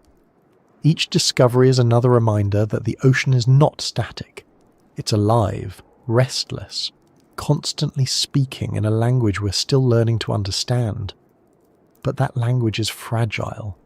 The deeper we listen, the more we realize how easily it can be drowned out. Just as light pollution hides the stars, noise pollution hides the natural soundscape of the sea. In losing that, we lose a form of knowledge. The trench is not just a place of darkness, it's a place of delicate balance, where even the faintest sound carries meaning. If you could somehow sit at the bottom of the trench, without a submersible, without the interference of machines, you wouldn't hear silence. You'd feel it. You'd feel the slow vibration of the Earth's crust beneath you, the distant tremor of volcanic vents, the tiny movements of unseen life around you. It would be sound without sound, pressure without direction, a reminder that perception is not the same as reality. That's the essence of this world without sound. It exists fully, constantly, but beyond the range of our senses. We reach for it with microphones and sonar, with graphs and frequencies, but we never quite touch it. The ocean keeps its voice just out of reach, letting us hear enough to stay curious, but never enough to feel complete. And maybe that's fitting. Maybe the deepest part of our planet should remain a place where hearing fails, where silence becomes a form of knowledge. Because in that silence we confront not just the limits of our machines, but the limits of ourselves. Every time we descend into the deep, we're reminded that technology doesn't conquer nature, it negotiates with it. Pressure is not a problem that can be solved once and for all. It's a constant presence, unrelenting and precise. The deeper we go, the smaller our margin for error becomes, until exploration feels less like progress and more like patience disguised as engineering. Every success at those depths is temporary, fragile and hard-won. Every failure, absolute. Pressure shapes everything we send down there. The design, the materials, the mission itself. You can't improvise in the abyss. You have to plan for every outcome, imagine every failure, and accept that the ocean will still surprise you. It's not just the crushing force that makes it difficult, it's the unpredictability of it. The deeper you go, the more water changes its own rules. Temperature, salinity, and density shift constantly, creating invisible layers that can distort sonar, alter buoyancy, or interfere with communication. No computer model can capture it perfectly. The ocean doesn't care about precision. It operates on its own physics. Even the strongest materials reveal their limits. Steel, titanium, and carbon composites. Each has a point where the molecular structure begins to yield. Engineers test them in laboratories, placing samples into pressure chambers that simulate thousands of atmospheres. They listen for the faint pop that signals failure, measure how long the material holds before it gives. Every experiment adds a line to the margin of possibility. But theory is one thing, the deep sea is another. In real conditions, under real pressure, things behave differently. Seals expand, cables stiffen, joints shift by microns, and those microns matter. That's why every submersible, every probe is built like a paradox. It must be light enough to move but strong enough to resist collapse. It must carry sensitive instruments while enduring forces that could flatten a tank. It must operate in complete darkness, with no external communication beyond a delayed acoustic signal that might not return at all. Each dive is a test not just of technology, but of humility. We're asking machines to survive in a place where even atoms behave differently. The deeper the ambition, the more fragile it becomes. We imagine exploration as triumph, flags planted, boundaries crossed. But at the bottom of the ocean, success is quieter. It's a signal returning intact. It's a camera that still functions. It's a sample container that seals properly. Those are the victories that matter. There are no crowds, no celebrations, only quiet relief when the vessel surfaces, and the engineers confirm that everything worked as it should. But nothing about deep-sea technology lasts forever. The ocean consumes everything eventually. Corrosion, pressure fatigue, and microfractures all conspire to undo what we build. Even the most advanced alloys begin to degrade after repeated exposure. Electrical systems corrode under saltwater vapors, seals dry out, lenses fog. The ocean is patient, and patience is the one force no human invention has ever outlasted. That's why maintenance becomes almost philosophical. Engineers know that they can only slow the inevitable, never stop it. They spend months refurbishing machines between dives, testing connections, replacing components, re-greasing joints that will soon be stiff again. Every expedition is a cycle of repair and repetition. You prepare, you descend, you endure, you return, you rebuild. The pattern is endless, and that repetition is part of what makes deep-sea exploration both beautiful and exhausting. It's also expensive. Every minute of operation costs thousands of dollars. Every launch carries risk. The ocean doesn't offer guarantees. If something fails at depth, it's lost forever. You can't send divers to fix it, can't pull it back manually. The pressure makes rescue impossible, so you calculate the risks, insure the equipment, and hope for the best. That tension between hope and realism defines the culture of deep-sea research. Optimism builds machines. Realism keeps them running. Technology has improved immensely since the days of the Trieste, but even now our tools are limited. Modern submersibles use syntactic foams that don't crush under pressure, pressure housings made of titanium and ceramic composites, and control systems that can function autonomously when communication cuts off. But even with all of that, the average mission to the bottom of the trench lasts only a few hours. We can't linger. We visit briefly, then retreat. The abyss doesn't allow permanence. It's tempting to imagine that with enough innovation, we could build something that stays, an automated observatory on the seafloor sending back continuous data. And we have tried. There are prototypes, pressure-tolerant modules, autonomous vehicles designed to operate for months without surfacing, powered by batteries that recharge through motion or heat differentials. But so far, none have endured long in the trench. The forces are too complex, the environment too harsh. Electronics fail, housings deform, sediment buries sensors. The ocean has its own version of entropy. Pressure changes how even time feels. When an ROV descends, the minutes stretch. Every command takes longer to execute because of signal delay. Every motion must be slow, deliberate. The machine moves at a crawl, careful not to stir up sediment that could obscure its cameras. Its exploration measured in centimeters per second, in patience rather than speed. Engineers and pilots on the surface sit in silence, staring at monitors, watching images flicker through the static. They speak in short, precise phrases, each word measured. There's no room for error, and no way to hurry the process.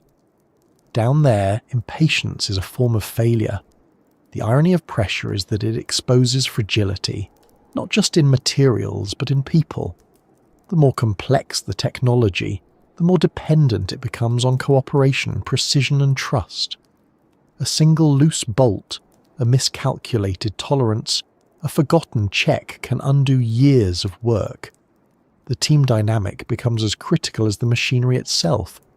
Each person, engineer, pilot, technician, has to work as part of a whole, like components of the same system. Ego has no place in an environment that punishes even small mistakes. The fragility of ambition shows in the history of exploration itself. For every successful dive, there are countless failed attempts, missions cut short by leaks, instruments crushed, signals lost. Sometimes the failures teach more than the triumphs. Each setback forces new thinking, new design, new humility. Exploration isn't a straight line upward. It's a spiral, circling around the same challenges again and again, each time a little wiser, a little more patient. There's a quiet parallel between pressure in the physical sense and pressure in the human one. Both can shape, compress, and break. The deeper we go, the more that metaphor becomes literal. The people who work in this field learn to manage that tension. They accept that perfection is impossible, that failure is part of progress. In a way, that's what keeps them grounded. Pressure defines not just their machines, but their mindset. It teaches restraint, attention, endurance. It's also what keeps exploration honest. The ocean doesn't care about ambition, but it rewards respect. The more you push, the more you must listen. Engineers talk about listening to the material, understanding how metal behaves, how pressure reacts, how failure begins. It's not poetic, it's practical. You can hear the warning signs if you pay attention. The faint creak before deformation, the subtle drop in current before a short circuit. The people who survive in this field are those who treat the ocean not as an obstacle, but as a collaborator. Some of the most significant innovations in deep-sea exploration have come from failure. The implosion of early submersibles taught us how to build better hulls. The loss of probes led to advances in autonomous recovery. Even simple mechanical issues, a jammed manipulator, a corroded connector, have inspired new materials and designs that later found uses outside the ocean, in medicine, aerospace, and energy. The abyss, in that sense, is a teacher. It gives lessons in resilience to anyone willing to fail intelligently. But there's another kind of fragility that's harder to measure, the emotional one. The deeper the dives, the longer the missions, the greater the risk of burnout. The preparation cycles, the uncertainty, the endless repairs take a toll. Scientists spend months waiting for funding, years designing instruments that might break in an instant. They live with that knowledge constantly. Each successful dive brings satisfaction, but never closure. The ocean never feels finished. There's always another question, another problem, another reason to start over. That cycle creates a quiet kind of obsession. Some researchers describe feeling pulled toward the deep, as though the trench itself exerts a gravitational attraction. It's not thrill-seeking, it's the opposite. It's the calm certainty that something meaningful lies just beyond reach. The pursuit becomes its own reward. Success doesn't end the curiosity, it amplifies it. Each piece of data, each image from the abyss, deepens the mystery instead of solving it. That's the fragile beauty of ambition at these depths. It exists entirely on trust. Trust in design, in teamwork, in the idea that exploration matters even if it never ends. The ocean doesn't hand out final answers, only glimpses. Those glimpses sustain entire careers.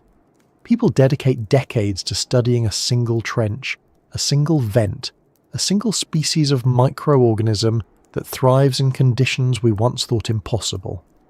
That persistence isn't just scientific, it's human.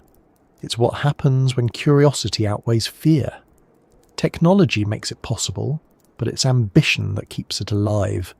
The difference is that technology can be measured, but ambition can't. It grows quietly in the background, reshaping expectations. The first explorers of the trench couldn't have imagined the machines we use now, autonomous drones that navigate with artificial intelligence, sensors that measure pressure down to microbars, materials that self-heal microscopic cracks. And yet, even with all that, the distance between us and the bottom hasn't changed much. The journey still takes hours.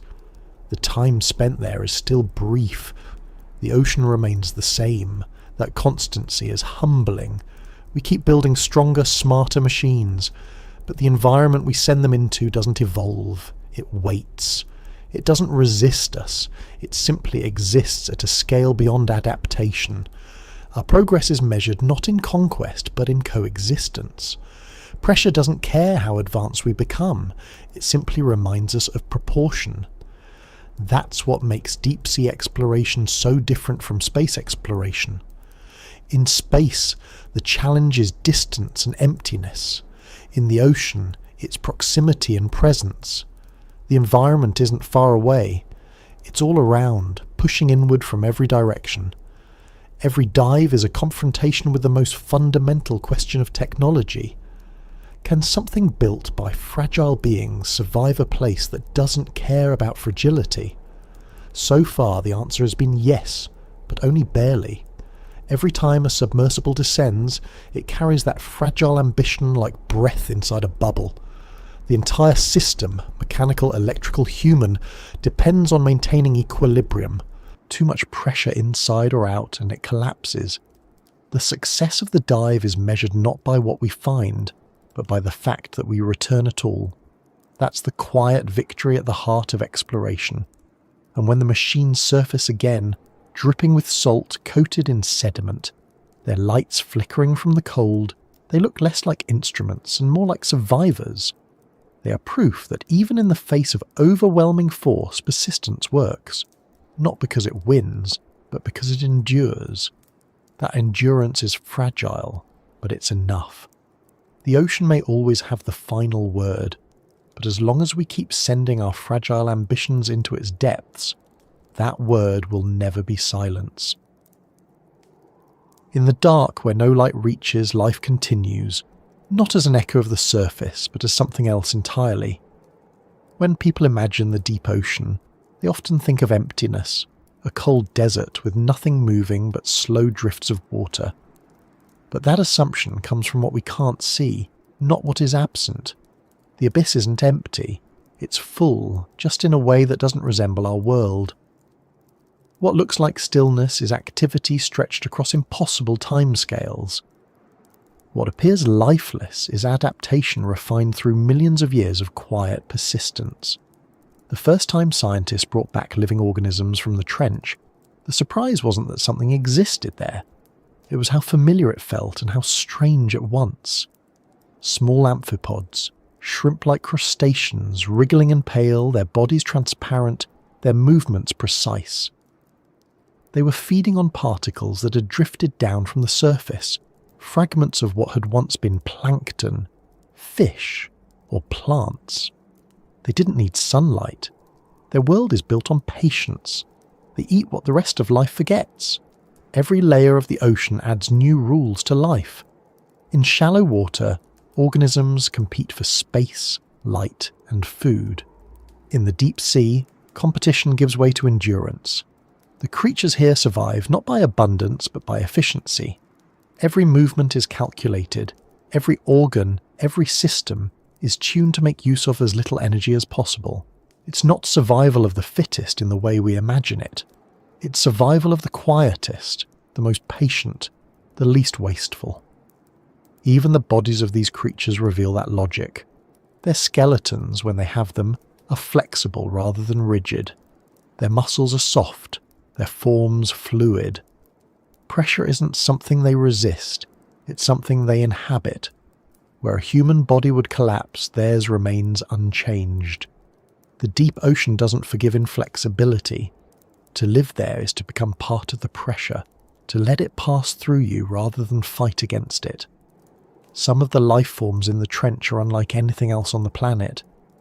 There are snailfish that live deeper than any other vertebrate, their skin gelatinous, their bones reduced to cartilage. There are amphipods that can tolerate pressures that would crush submarines, their cells stabilized by unique molecules that prevent collapse. There are microorganisms living inside the sediment, where no light, oxygen or warmth exists, feeding on traces of chemicals leaking from the Earth's crust. To them, life is not fragile, it's inevitable. In 2019, researchers found microbes living in the mud of the Challenger Deep that had been there for thousands of years, possibly longer. When brought to the surface, they began to reproduce immediately, as if nothing had changed. It was a quiet revelation. Even in the most extreme isolation, life doesn't simply endure. It waits. Those microbes are part of a vast invisible system that connects the trench to the rest of the planet. They process carbon, recycle nutrients, and maintain chemical balances that reach up through the water column. In ways we barely understand, they're part of the same life cycle that includes us. That connection is easy to forget. When we talk about the deep, we often imagine it as separate, as if it belongs to another planet. But the truth is that the deep ocean affects the surface in every moment. The water that sinks to the bottom eventually rises again, carrying with it the memory of temperature, chemistry, and life. The trench isn't just a destination, it's a passage, part of a global circulation that shapes the entire biosphere. Every breath of wind above the sea, every current of air that crosses a continent is linked to that hidden movement below. The abyss is the slow heartbeat of the planet. The organisms that live there are expressions of that heartbeat. Many produce their own light, not for beauty but for necessity. In total darkness, bioluminescence becomes a universal tool. Some species use it to lure prey, others to find mates, others to confuse predators. There are fish with lights dangling from their heads, jellyfish that flash to startle attackers, bacteria that glow from within their hosts. Each glow is a signal, but also a gamble. In a world where food is scarce, light can mean survival or exposure. Scientists who have witnessed these displays describe them as surreal, not because they are bright, but because they appear out of nothing. One moment, complete blackness. The next, a pulse of blue, a spiral of green, a drifting constellation of points that fade before you can focus on them. It's not a performance. It's communication happening in a language we barely grasp. Each flash has a rhythm, a frequency, a pattern of intensity. It's not random. It's speech in light. Even at the deepest levels of the trench, where pressure reaches beyond what most life can tolerate, there are still traces of activity. Bacteria thrive inside the sediment, feeding on chemicals released by reactions between water and rock. Some of these bacteria form symbiotic relationships with other organisms, small worms, crustaceans, even larger creatures, that rely on them to process nutrients. Life in the deep isn't isolated. It's woven together in invisible partnerships, each species sustaining another. When a large organism dies near the surface, its body begins a slow descent, drifting downward through the water column. Scientists call it marine snow when it's small debris. But when it's something large, like a whale, it becomes what they call a whale fall. Over the course of weeks or months, that single carcass becomes an entire ecosystem. Hagfish, amphipods, and worms gather first, stripping the flesh. Then bacteria colonize the bones, breaking them down to release nutrients. The cycle continues for years. In a place where food is so rare, one whale can feed thousands. Death above sustains life below. That rhythm of decay and renewal defines the abyss.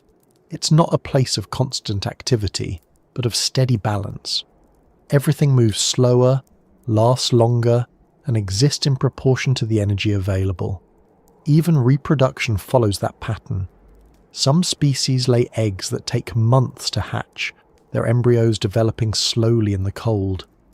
Others reproduce only once in their lifetimes, ensuring that their offspring have the best possible chance to survive.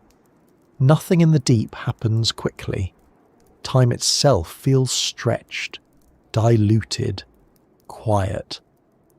When explorers record footage of these creatures, what stands out isn't their strangeness but their precision. A snailfish hovering inches above the seafloor, barely moving its fins. A shrimp sifting through sediment with delicate patience. A jellyfish pulsing rhythmically, conserving energy with every motion. There's no chaos, no waste. It's life reduced to its essence. Existence without distraction. That minimalism might be the most alien thing about the deep. On the surface, we associate life with motion, noise, and colour. In the trench, life is almost invisible, a presence more than an image. It doesn't announce itself. It simply persists. The simplicity is deceptive, though. These organisms are the product of immense evolutionary complexity. Their enzymes function under pressure that would destroy ours. Their cells maintain structure through chemical bonds we barely understand. Their metabolisms operate at temperatures close to freezing, with no access to sunlight. They've solved problems that human engineering still struggles with every day, and yet, despite all that sophistication, they exist quietly, without altering their world. They don't build, they don't expand, they don't consume more than they need.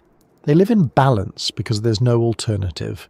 In that sense, the abyss offers an unintentional lesson in restraint.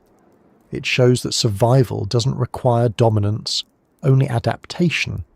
The creatures of the deep are masters of balance in a way humanity has never been. The more scientists study them, the more questions emerge. How do their bodies maintain fluid balance under such pressure? How do their proteins remain stable? How do their cells repair damage without oxygen? Each answer opens another layer of mystery. What we know now is a fragment of what exists.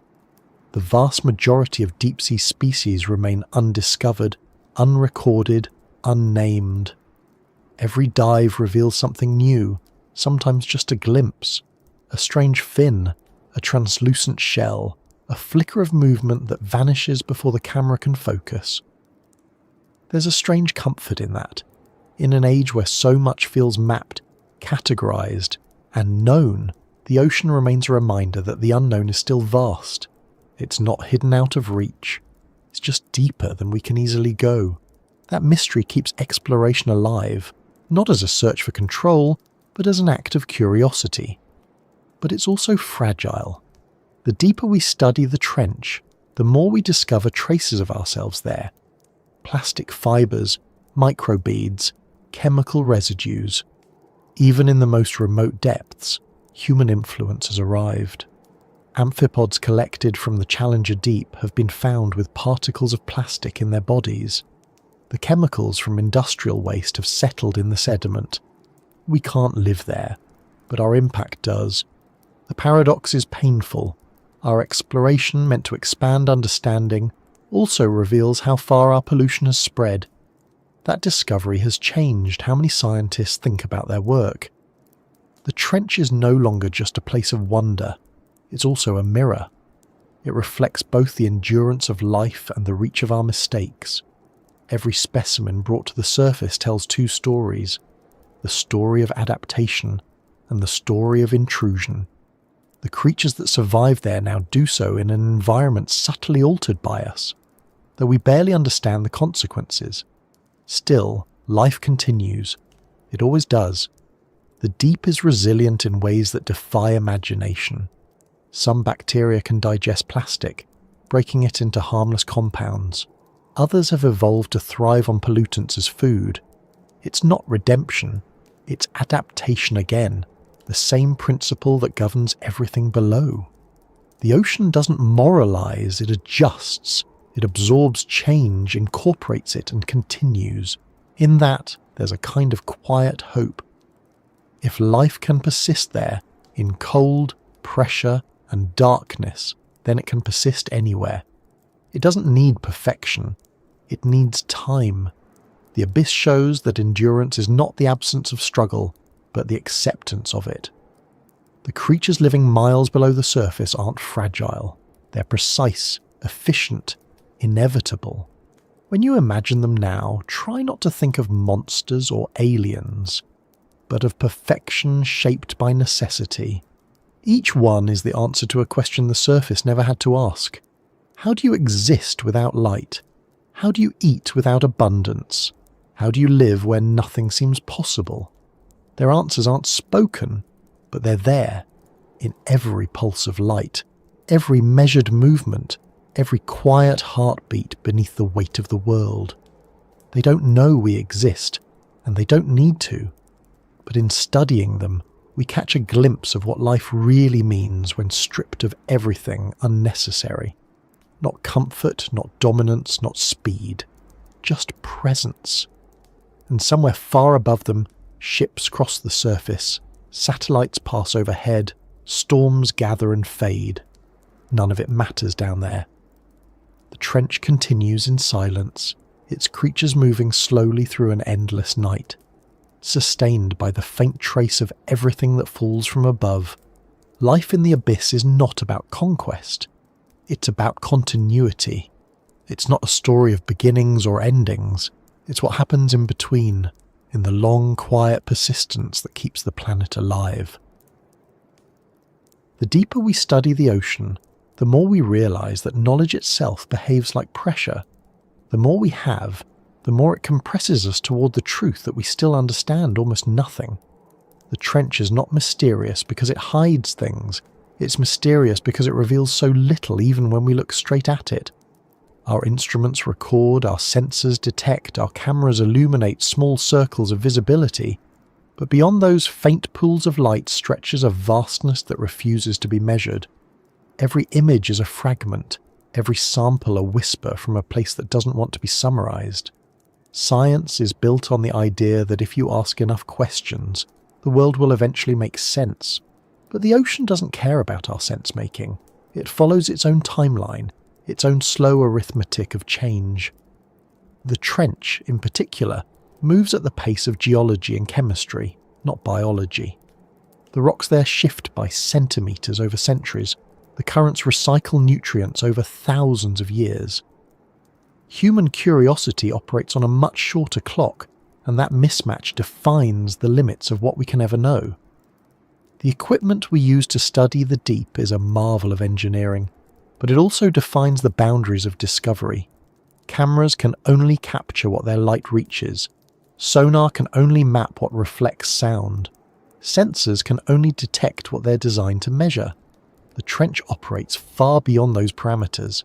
There are movements too subtle, organisms too small, processes too slow for our instruments to register. Even time itself feels distorted there. A bacterial colony that doubles every few years instead of hours or days might seem inactive to us, but within its own frame of reference, it's thriving. Our impatience becomes blindness. Every expedition begins with hope and ends with data, numbers, graphs, readings, samples. Those results are analysed, cross-referenced, modelled and archived. They become part of the expanding body of scientific knowledge, but that body is always incomplete. The deep ocean is too vast to be captured by any data set. What we know is a series of outlines drawn from limited contact. Between those outlines are spaces filled with uncertainty. Scientists are honest about that. They don't claim certainty, they claim approximation. That honesty is part of what makes deep-sea research different from most other sciences. It's a field built on acknowledging limits. You can't run controlled experiments easily when the subject of study lies under 11 kilometres of water. You can't reproduce its conditions in a lab without extraordinary expense. You can't even guarantee that what you find on one dive will be there on the next. The environment changes constantly. Currents shift, sediments move, creatures migrate. The ocean refuses to sit still long enough to be neatly categorized. There's a quiet humility in that. In an age when information seems infinite, the trench reminds us that ignorance still exists in abundance. It's not failure, it's part of the landscape. Some scientists describe their work not as discovery, but as negotiation, a conversation with the unknown in which most of the talking is done by silence. The data we collect is like hearing half a sentence in a storm and trying to guess the rest. Even our most advanced mapping of the seafloor is incomplete. Satellites can measure gravitational variations caused by underwater mountains and valleys, giving us a rough idea of what lies beneath, but the resolution is limited. It's like seeing the outline of a city from space without being able to distinguish a single street. Only direct sonar mapping can fill in the details, and that takes time, years of slow scanning piece by piece. Less than a quarter of the global seafloor has been mapped at high resolution. The trench itself, one of the most studied locations, remains mostly uncharted in fine detail. Beneath every known coordinate lies uncertainty. The limits extend beyond technology. There are also economic and logistical barriers. Deep-sea exploration costs millions of dollars per mission. Each dive involves ships, crews, equipment, and months of preparation. The weather must cooperate. The ocean must stay calm. The machinery must function perfectly. A single malfunction can end an entire expedition. The ocean doesn't negotiate with schedules. It works on its own rhythm, and sometimes that rhythm says no. Then there's the human limit, the one we rarely admit. Curiosity may be infinite, but endurance isn't. The scientists and engineers who dedicate their lives to studying the deep often work for decades, knowing that the questions they ask may never be answered. Some retire before the data from their missions is fully processed. Others spend years refining a single instrument that will take one measurement before failing. It's a slow, patient kind of pursuit, measured in lifetimes rather than results. That patience creates a unique kind of wisdom. The people who study the trench don't talk about conquering it. They talk about respecting it. They learn to listen to what it doesn't say, to see meaning in the gaps between measurements. In that sense, the limits of knowing aren't barriers, they're invitations. They remind us that understanding isn't a destination but a process. Still, the desire to see further remains. Every generation of researchers builds on the work of those before, designing more sophisticated tools, imagining deeper dives, more autonomous systems. Artificial intelligence now processes sonar data faster than any human team could. New materials allow sensors to function under greater pressure, but even as we improve the tools, the mystery deepens. The more clearly we see, the more complex the picture becomes. Every answer raises 10 new questions. That's the paradox of knowledge. It expands the unknown instead of shrinking it. We've seen this before in other frontiers. Space, the human brain, quantum physics. Each promised answers and delivered instead an expanded sense of scale. The trench fits into that pattern perfectly. It's not just a geographical location, but a metaphor for the edges of human comprehension. It's a reminder that knowing everything is not the same as understanding everything. The data we collect might one day describe every chemical and biological process in the deep, but that won't capture what it means to exist there, what it feels like to be part of that pressure and darkness. Knowledge can describe, but it can't inhabit. That realization changes the purpose of exploration. It shifts it from domination to dialogue. The point isn't to extract all the secrets from the ocean, but to learn how to ask better questions. That shift has already begun in the way oceanography is conducted. Instead of massive one-time expeditions, researchers now focus on long-term monitoring, on observing rather than intervening. They deploy instruments that stay for months, even years, quietly recording changes. The goal isn't discovery in the dramatic sense, it's observation without disturbance. The ocean reveals itself slowly, and only when approached with patience. Even then, some things may remain unknowable. There are phenomena that defy explanation, sounds with no source, currents with no cause, organisms that vanish before they can be studied. It's not because we're not clever enough, but because the systems are too complex. The trench is a product of geology, chemistry, biology, and time interacting on scales far beyond our own. Trying to understand it fully is like trying to hear an entire symphony through a single note. We can sense the structure, but never the whole. That might sound frustrating, but it's also liberating. It means there will always be something left to learn. Mystery is not an obstacle to science, it's its engine. Without it, curiosity would die. The trench ensures that curiosity remains alive. Its silence, its pressure, its unending complexity. All of it serves as a reminder that the world still holds secrets that no algorithm can decode. There's also something deeply human in admitting those limits. For centuries, exploration was driven by the illusion of mastery, the belief that the world existed to be charted, categorized, and controlled. The trench resists that narrative. It can be mapped, measured, and visited, but not possessed. It's not ours to own or to finish understanding. It exists independently of us, and that independence humbles even the most accomplished scientist. Standing on the deck of a research ship after a dive, watching the ocean surface ripple back into stillness, the feeling isn't triumph, it's quiet awe. The realization that beneath that calm lies a world that has existed for millions of years without needing us. The instruments are hauled up, the data stored, the samples sealed, and yet the most important thing brought back is often not material. It's perspective. That perspective can't be graphed or recorded. It's the recognition that knowledge isn't just about collecting facts. It's about understanding our place in what we study. The more we learn about the trench, the clearer it becomes that we are temporary observers in a system that doesn't require our presence. The limits of knowing are not failures. They are the shape of our relationship with the unknown. There's a quiet irony to how we talk about exploration as progress. Each new expedition, each new piece of technology is described as breaking barriers. But the deeper truth is that exploration isn't about breaking anything. It's about returning again and again to the same mysteries and finding new ways to look at them. The trench doesn't change. We do. The instruments improve, the data grows richer, but the essence remains untouched. the ocean's silence still says more than all our senses combined. It's easy to think of the unknown as a void to be filled, but maybe it's better understood as a space that gives meaning to what we already know. Without it, knowledge becomes static. The trench keeps that balance alive.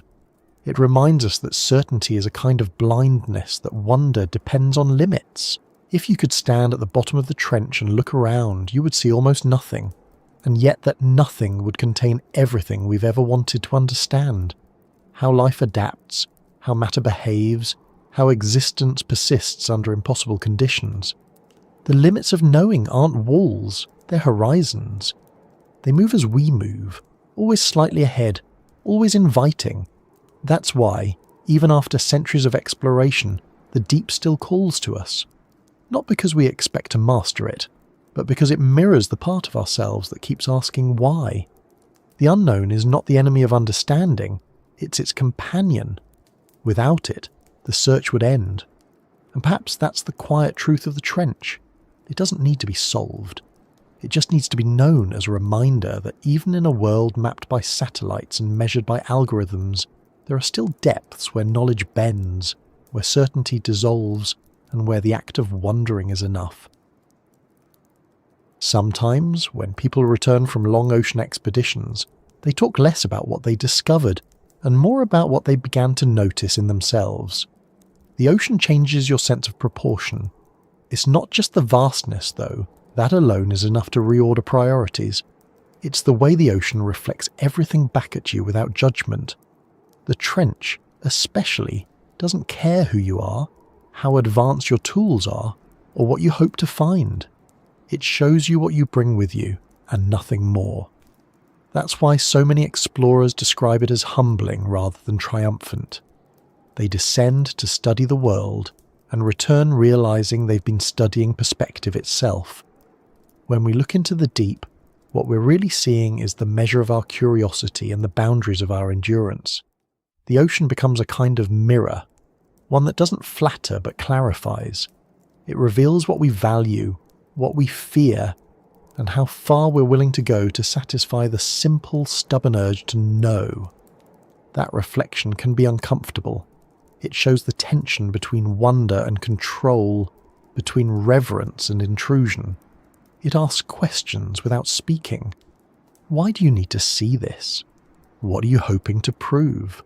What will you do with what you find? For most people, the surface of the sea is enough. They see blue water, waves, sunlight, a place to swim or sail or fish. It's beautiful, calming, vast. But for those who look deeper, the ocean becomes a reminder that beauty and danger, creation and destruction, always coexist. Every wave that breaks carries a memory of the moon's pull, of wind crossing thousands of miles, of unseen currents below. The trench amplifies that duality. It's both part of the same system and completely apart from it, a contradiction that feels familiar when you think about it long enough. Humans have always used water as metaphor. It's where we project our emotions, our fears, our ideas about purity, chaos, transformation. When ancient myths described the sea, they weren't just describing geography, they were describing the unknown parts of themselves. The abyss was never only a physical depth, it was a symbol for what can't be measured or controlled. Thousands of years later, we still use it the same way. We talk about diving deep, surfacing, drifting, drowning, as if the language of water is the only way to describe emotion honestly. Maybe that's why the ocean feels familiar even to those who've never seen it up close. It's built into how we understand ourselves. But standing on the deck of a research vessel, looking down into thousands of meters of darkness, that metaphor becomes literal.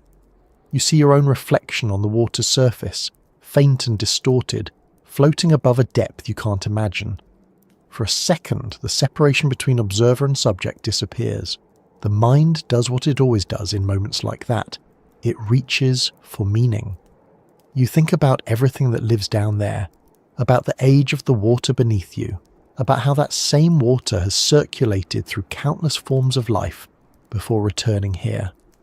It's impossible not to see yourself as part of it. The ocean doesn't respond, but it doesn't need to.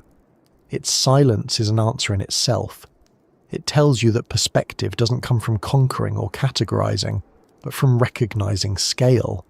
The trench, in that sense, is the most honest mirror we have. It shows how small we are without making smallness feel like failure. It reminds us that insignificance and belonging are not opposites. You can be tiny and still part of everything. That realization changes how you think about exploration. It stops being about heroism and starts being about connection. Every measurement, every dive, every image captured in the dark becomes an act of dialogue.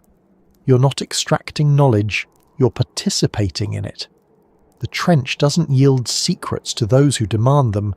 It allows glimpses to those who approach with patience. That patience becomes its own reward and its own kind of reflection. It's easy to forget that most of the ocean's processes happen without us. Currents move heat around the planet, regulating climates. Plankton absorb carbon, releasing oxygen into the air.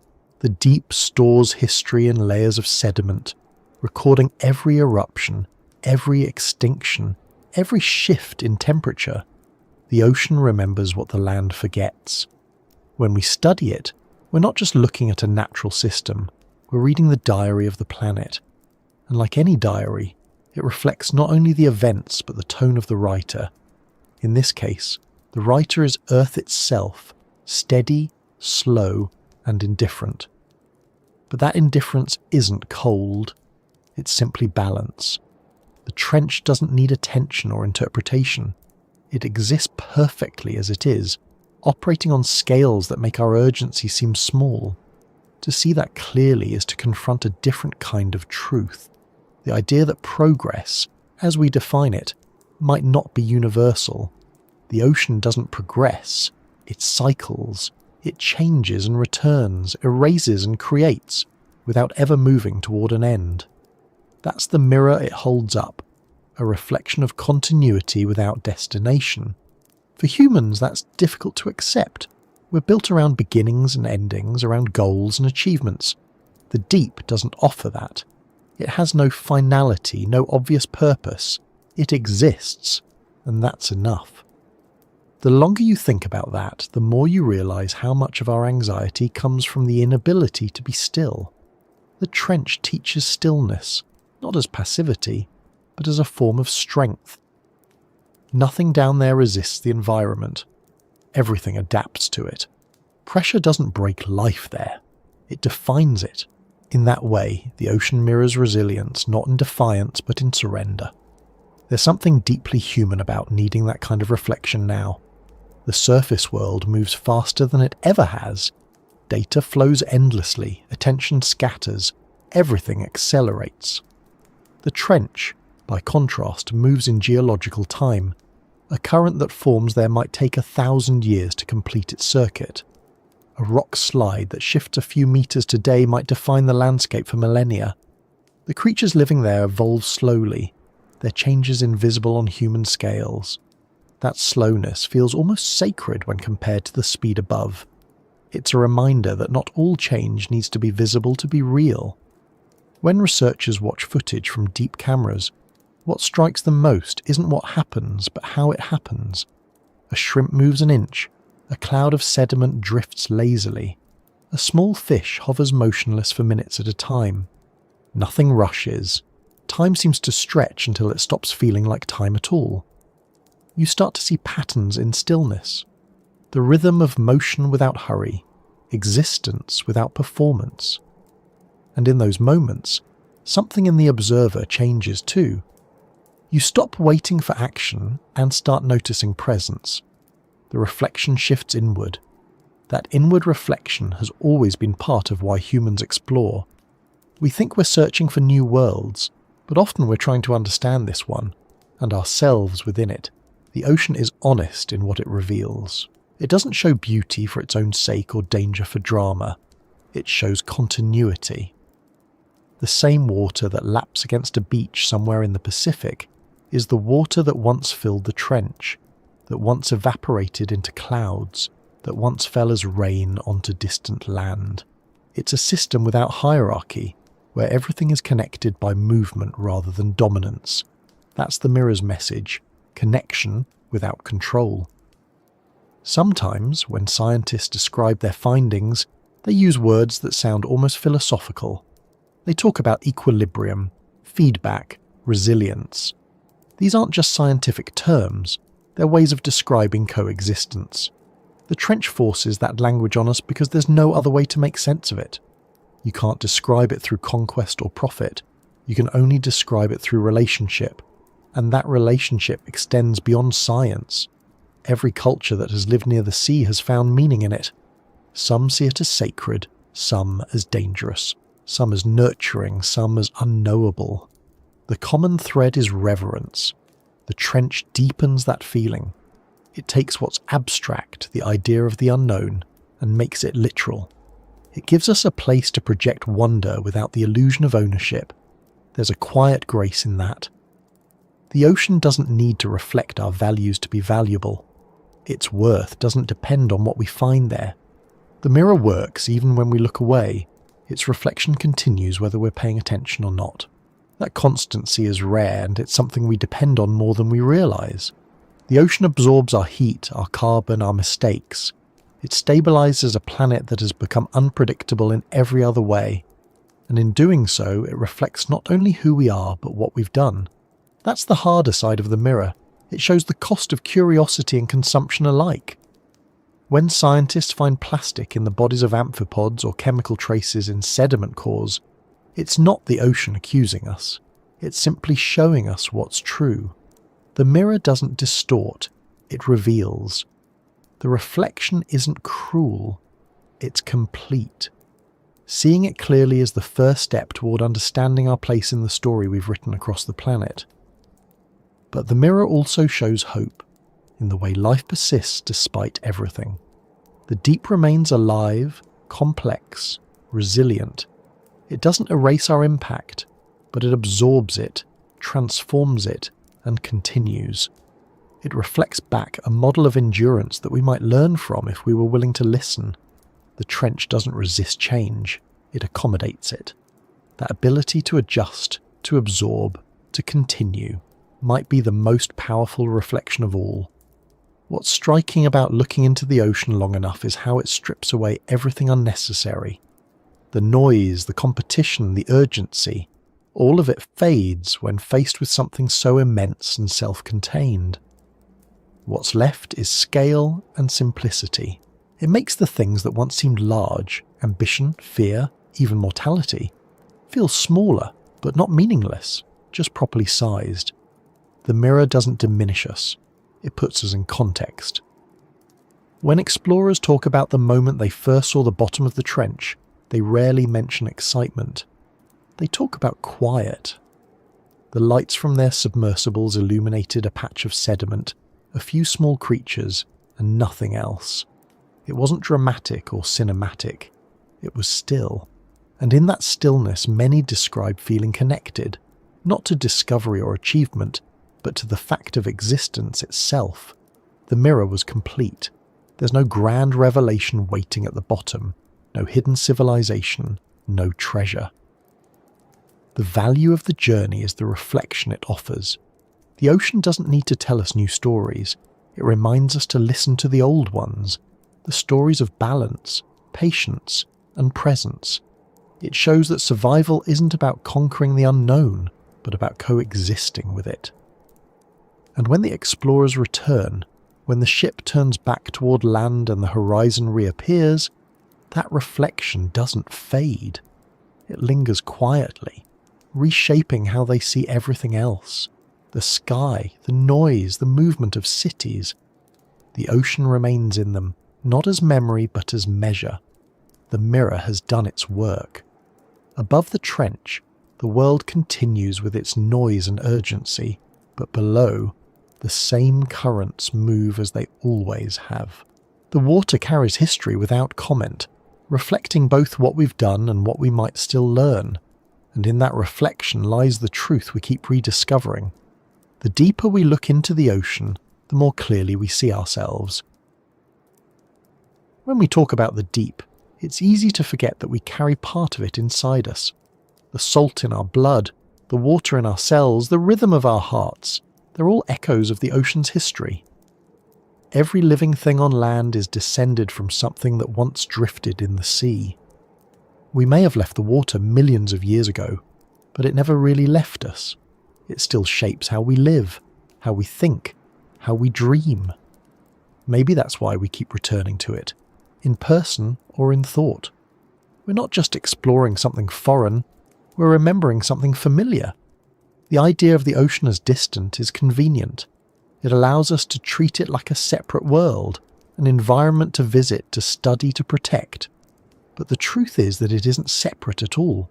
Every raindrop, every breath, every meal connects us back to it. The water cycle that fills our rivers and feeds our fields starts and ends with the sea. The oxygen in the air we breathe comes largely from microscopic life in its surface layers.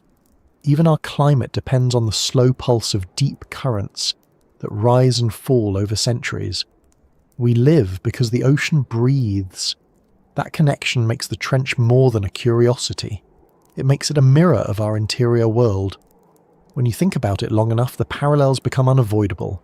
The surface of the mind is bright and active, full of movement and distraction. But beneath that is depth, silent, cold, pressurized, unknown.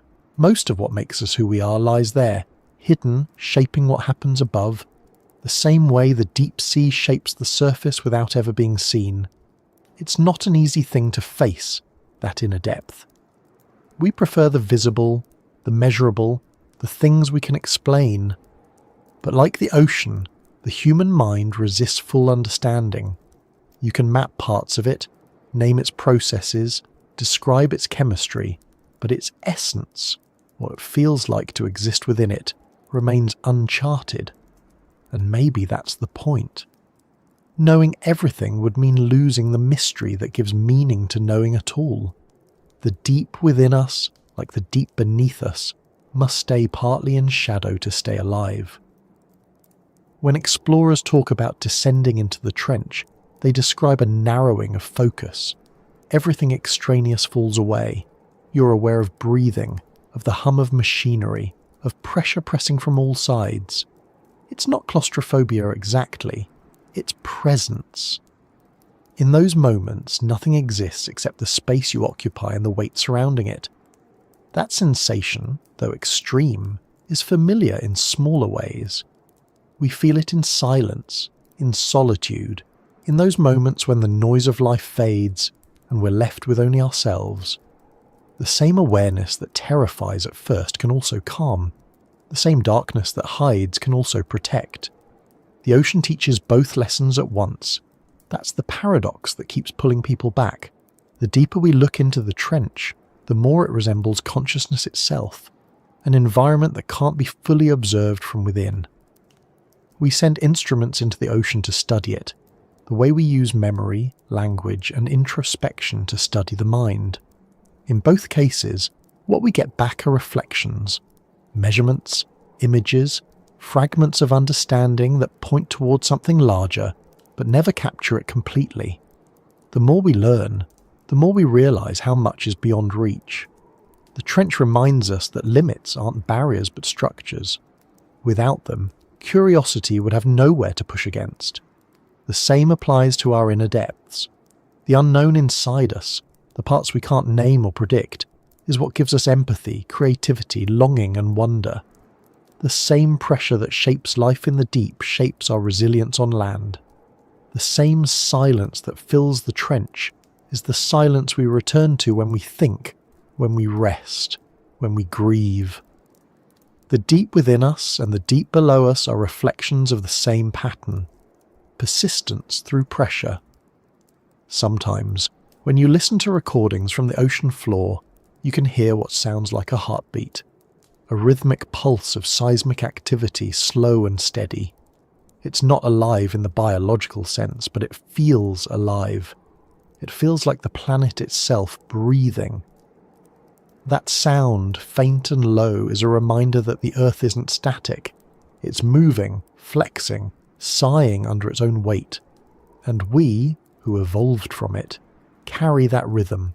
Our pulse matches its cadence more than we realize.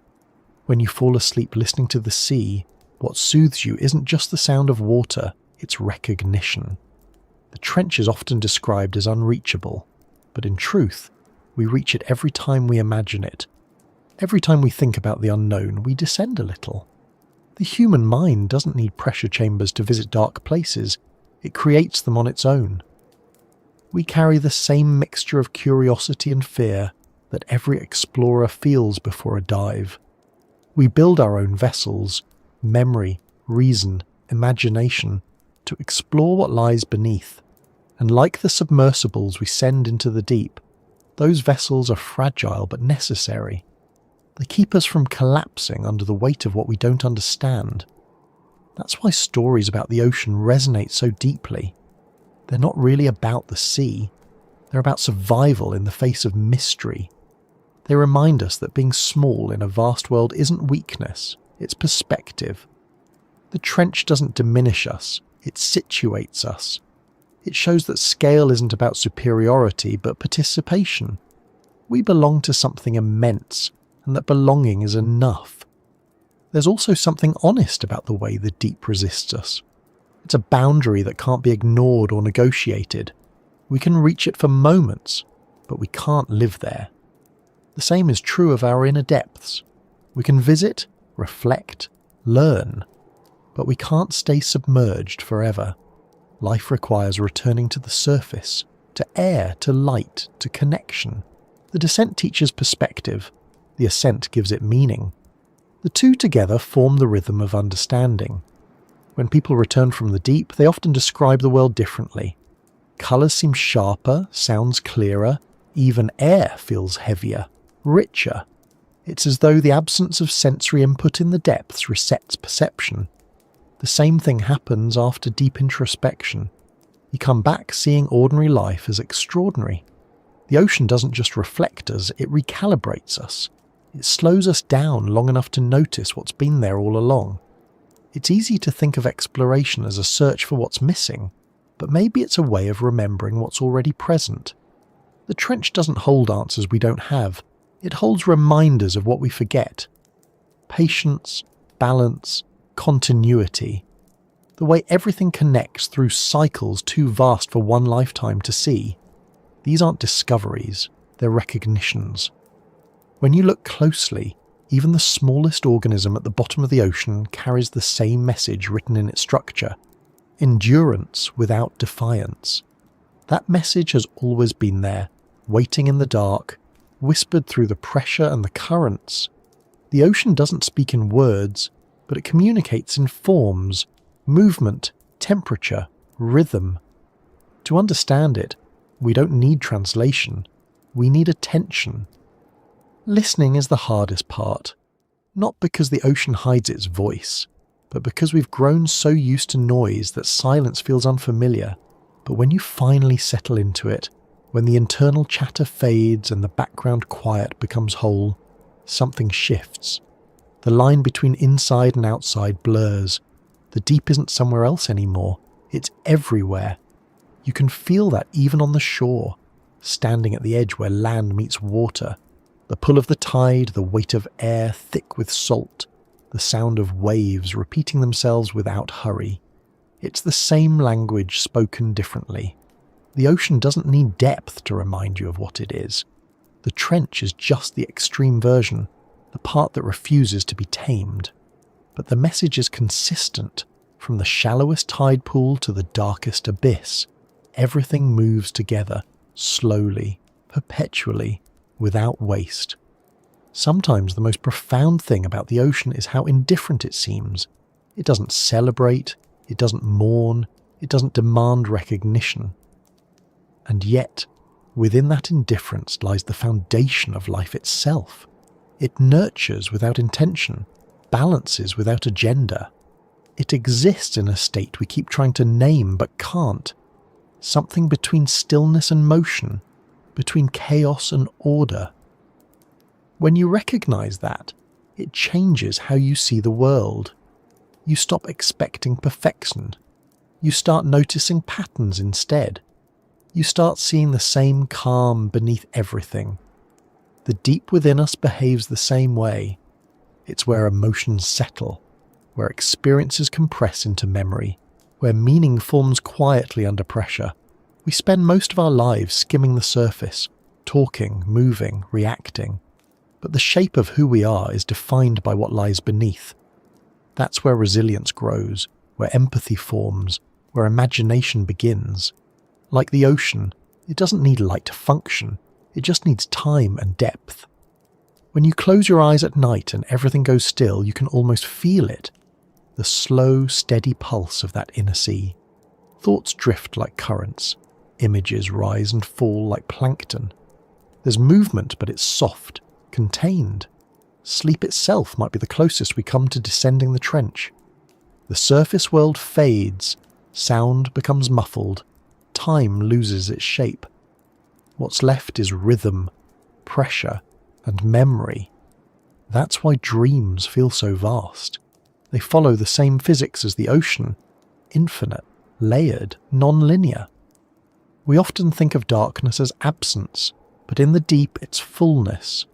Every molecule, every vibration, every trace of energy still exists there, woven into an invisible fabric. The same is true of silence. It's not the absence of sound, but the presence of all sounds waiting to be heard. That's what the ocean teaches, and that's what the inner deep mirrors. Beneath everything loud and temporary lies a continuity that doesn't end. If you could look at the trench from space, it would appear as a scar across the planet, a narrow wound running along the ocean floor. But that's not what it is. It's more like a breath, an opening into the Earth's slow heartbeat. It's where tectonic plates meet and move, recycling old crust into new. It's creation disguised as destruction, motion hidden as stillness. Everything about it contradicts the surface understanding of what deep means. It's not isolation, it's connection under pressure. And maybe that's what we've been trying to understand all along. That depth, whether in the ocean or in ourselves, isn't about distance or difficulty. It's about relationship between what is seen and unseen, known and unknowable, fragile and enduring. The trench isn't an endpoint. It's a reminder that every limit is a transition. The same is true of awareness, of life itself. When explorers finish their reports and return to ordinary routines, the ocean doesn't disappear from them. It lingers quietly in the back of thought, resurfacing in small moments. A glass of water, a sound of rain, the quiet of night. The awareness doesn't fade, it deepens. That's how the deep works. Once you've known it, even briefly, you can't separate from it again. You realise it's been there the whole time, both beneath your feet and within your chest. If you listen now, wherever you are, there's a rhythm underneath everything else. It's not loud, it's not even consistent, but it's there, the soft pulse of continuity that connects the breath you take to the waves that move unseen across the world. That's the same rhythm the trench holds, the same one the earth itself follows, the same one life obeys without knowing. It's not something to be studied or solved. It's something to be remembered. And maybe that's the quiet purpose of all this. To remember. To remember that we belong to something immense and ancient, that we're shaped by forces we can't see, that every mystery we look for out there already exists inside us. The deep within us is not a place of fear. It's a place of return. The water has always known that. It doesn't ask for anything. It just waits, endlessly patient, moving in cycles that outlast memory. We are made of that patience, whether we realise it or not. And though we'll never truly explore the trench, we've been carrying it with us all along. So, breathe. Let the noise fade. Feel the weight of stillness for a moment.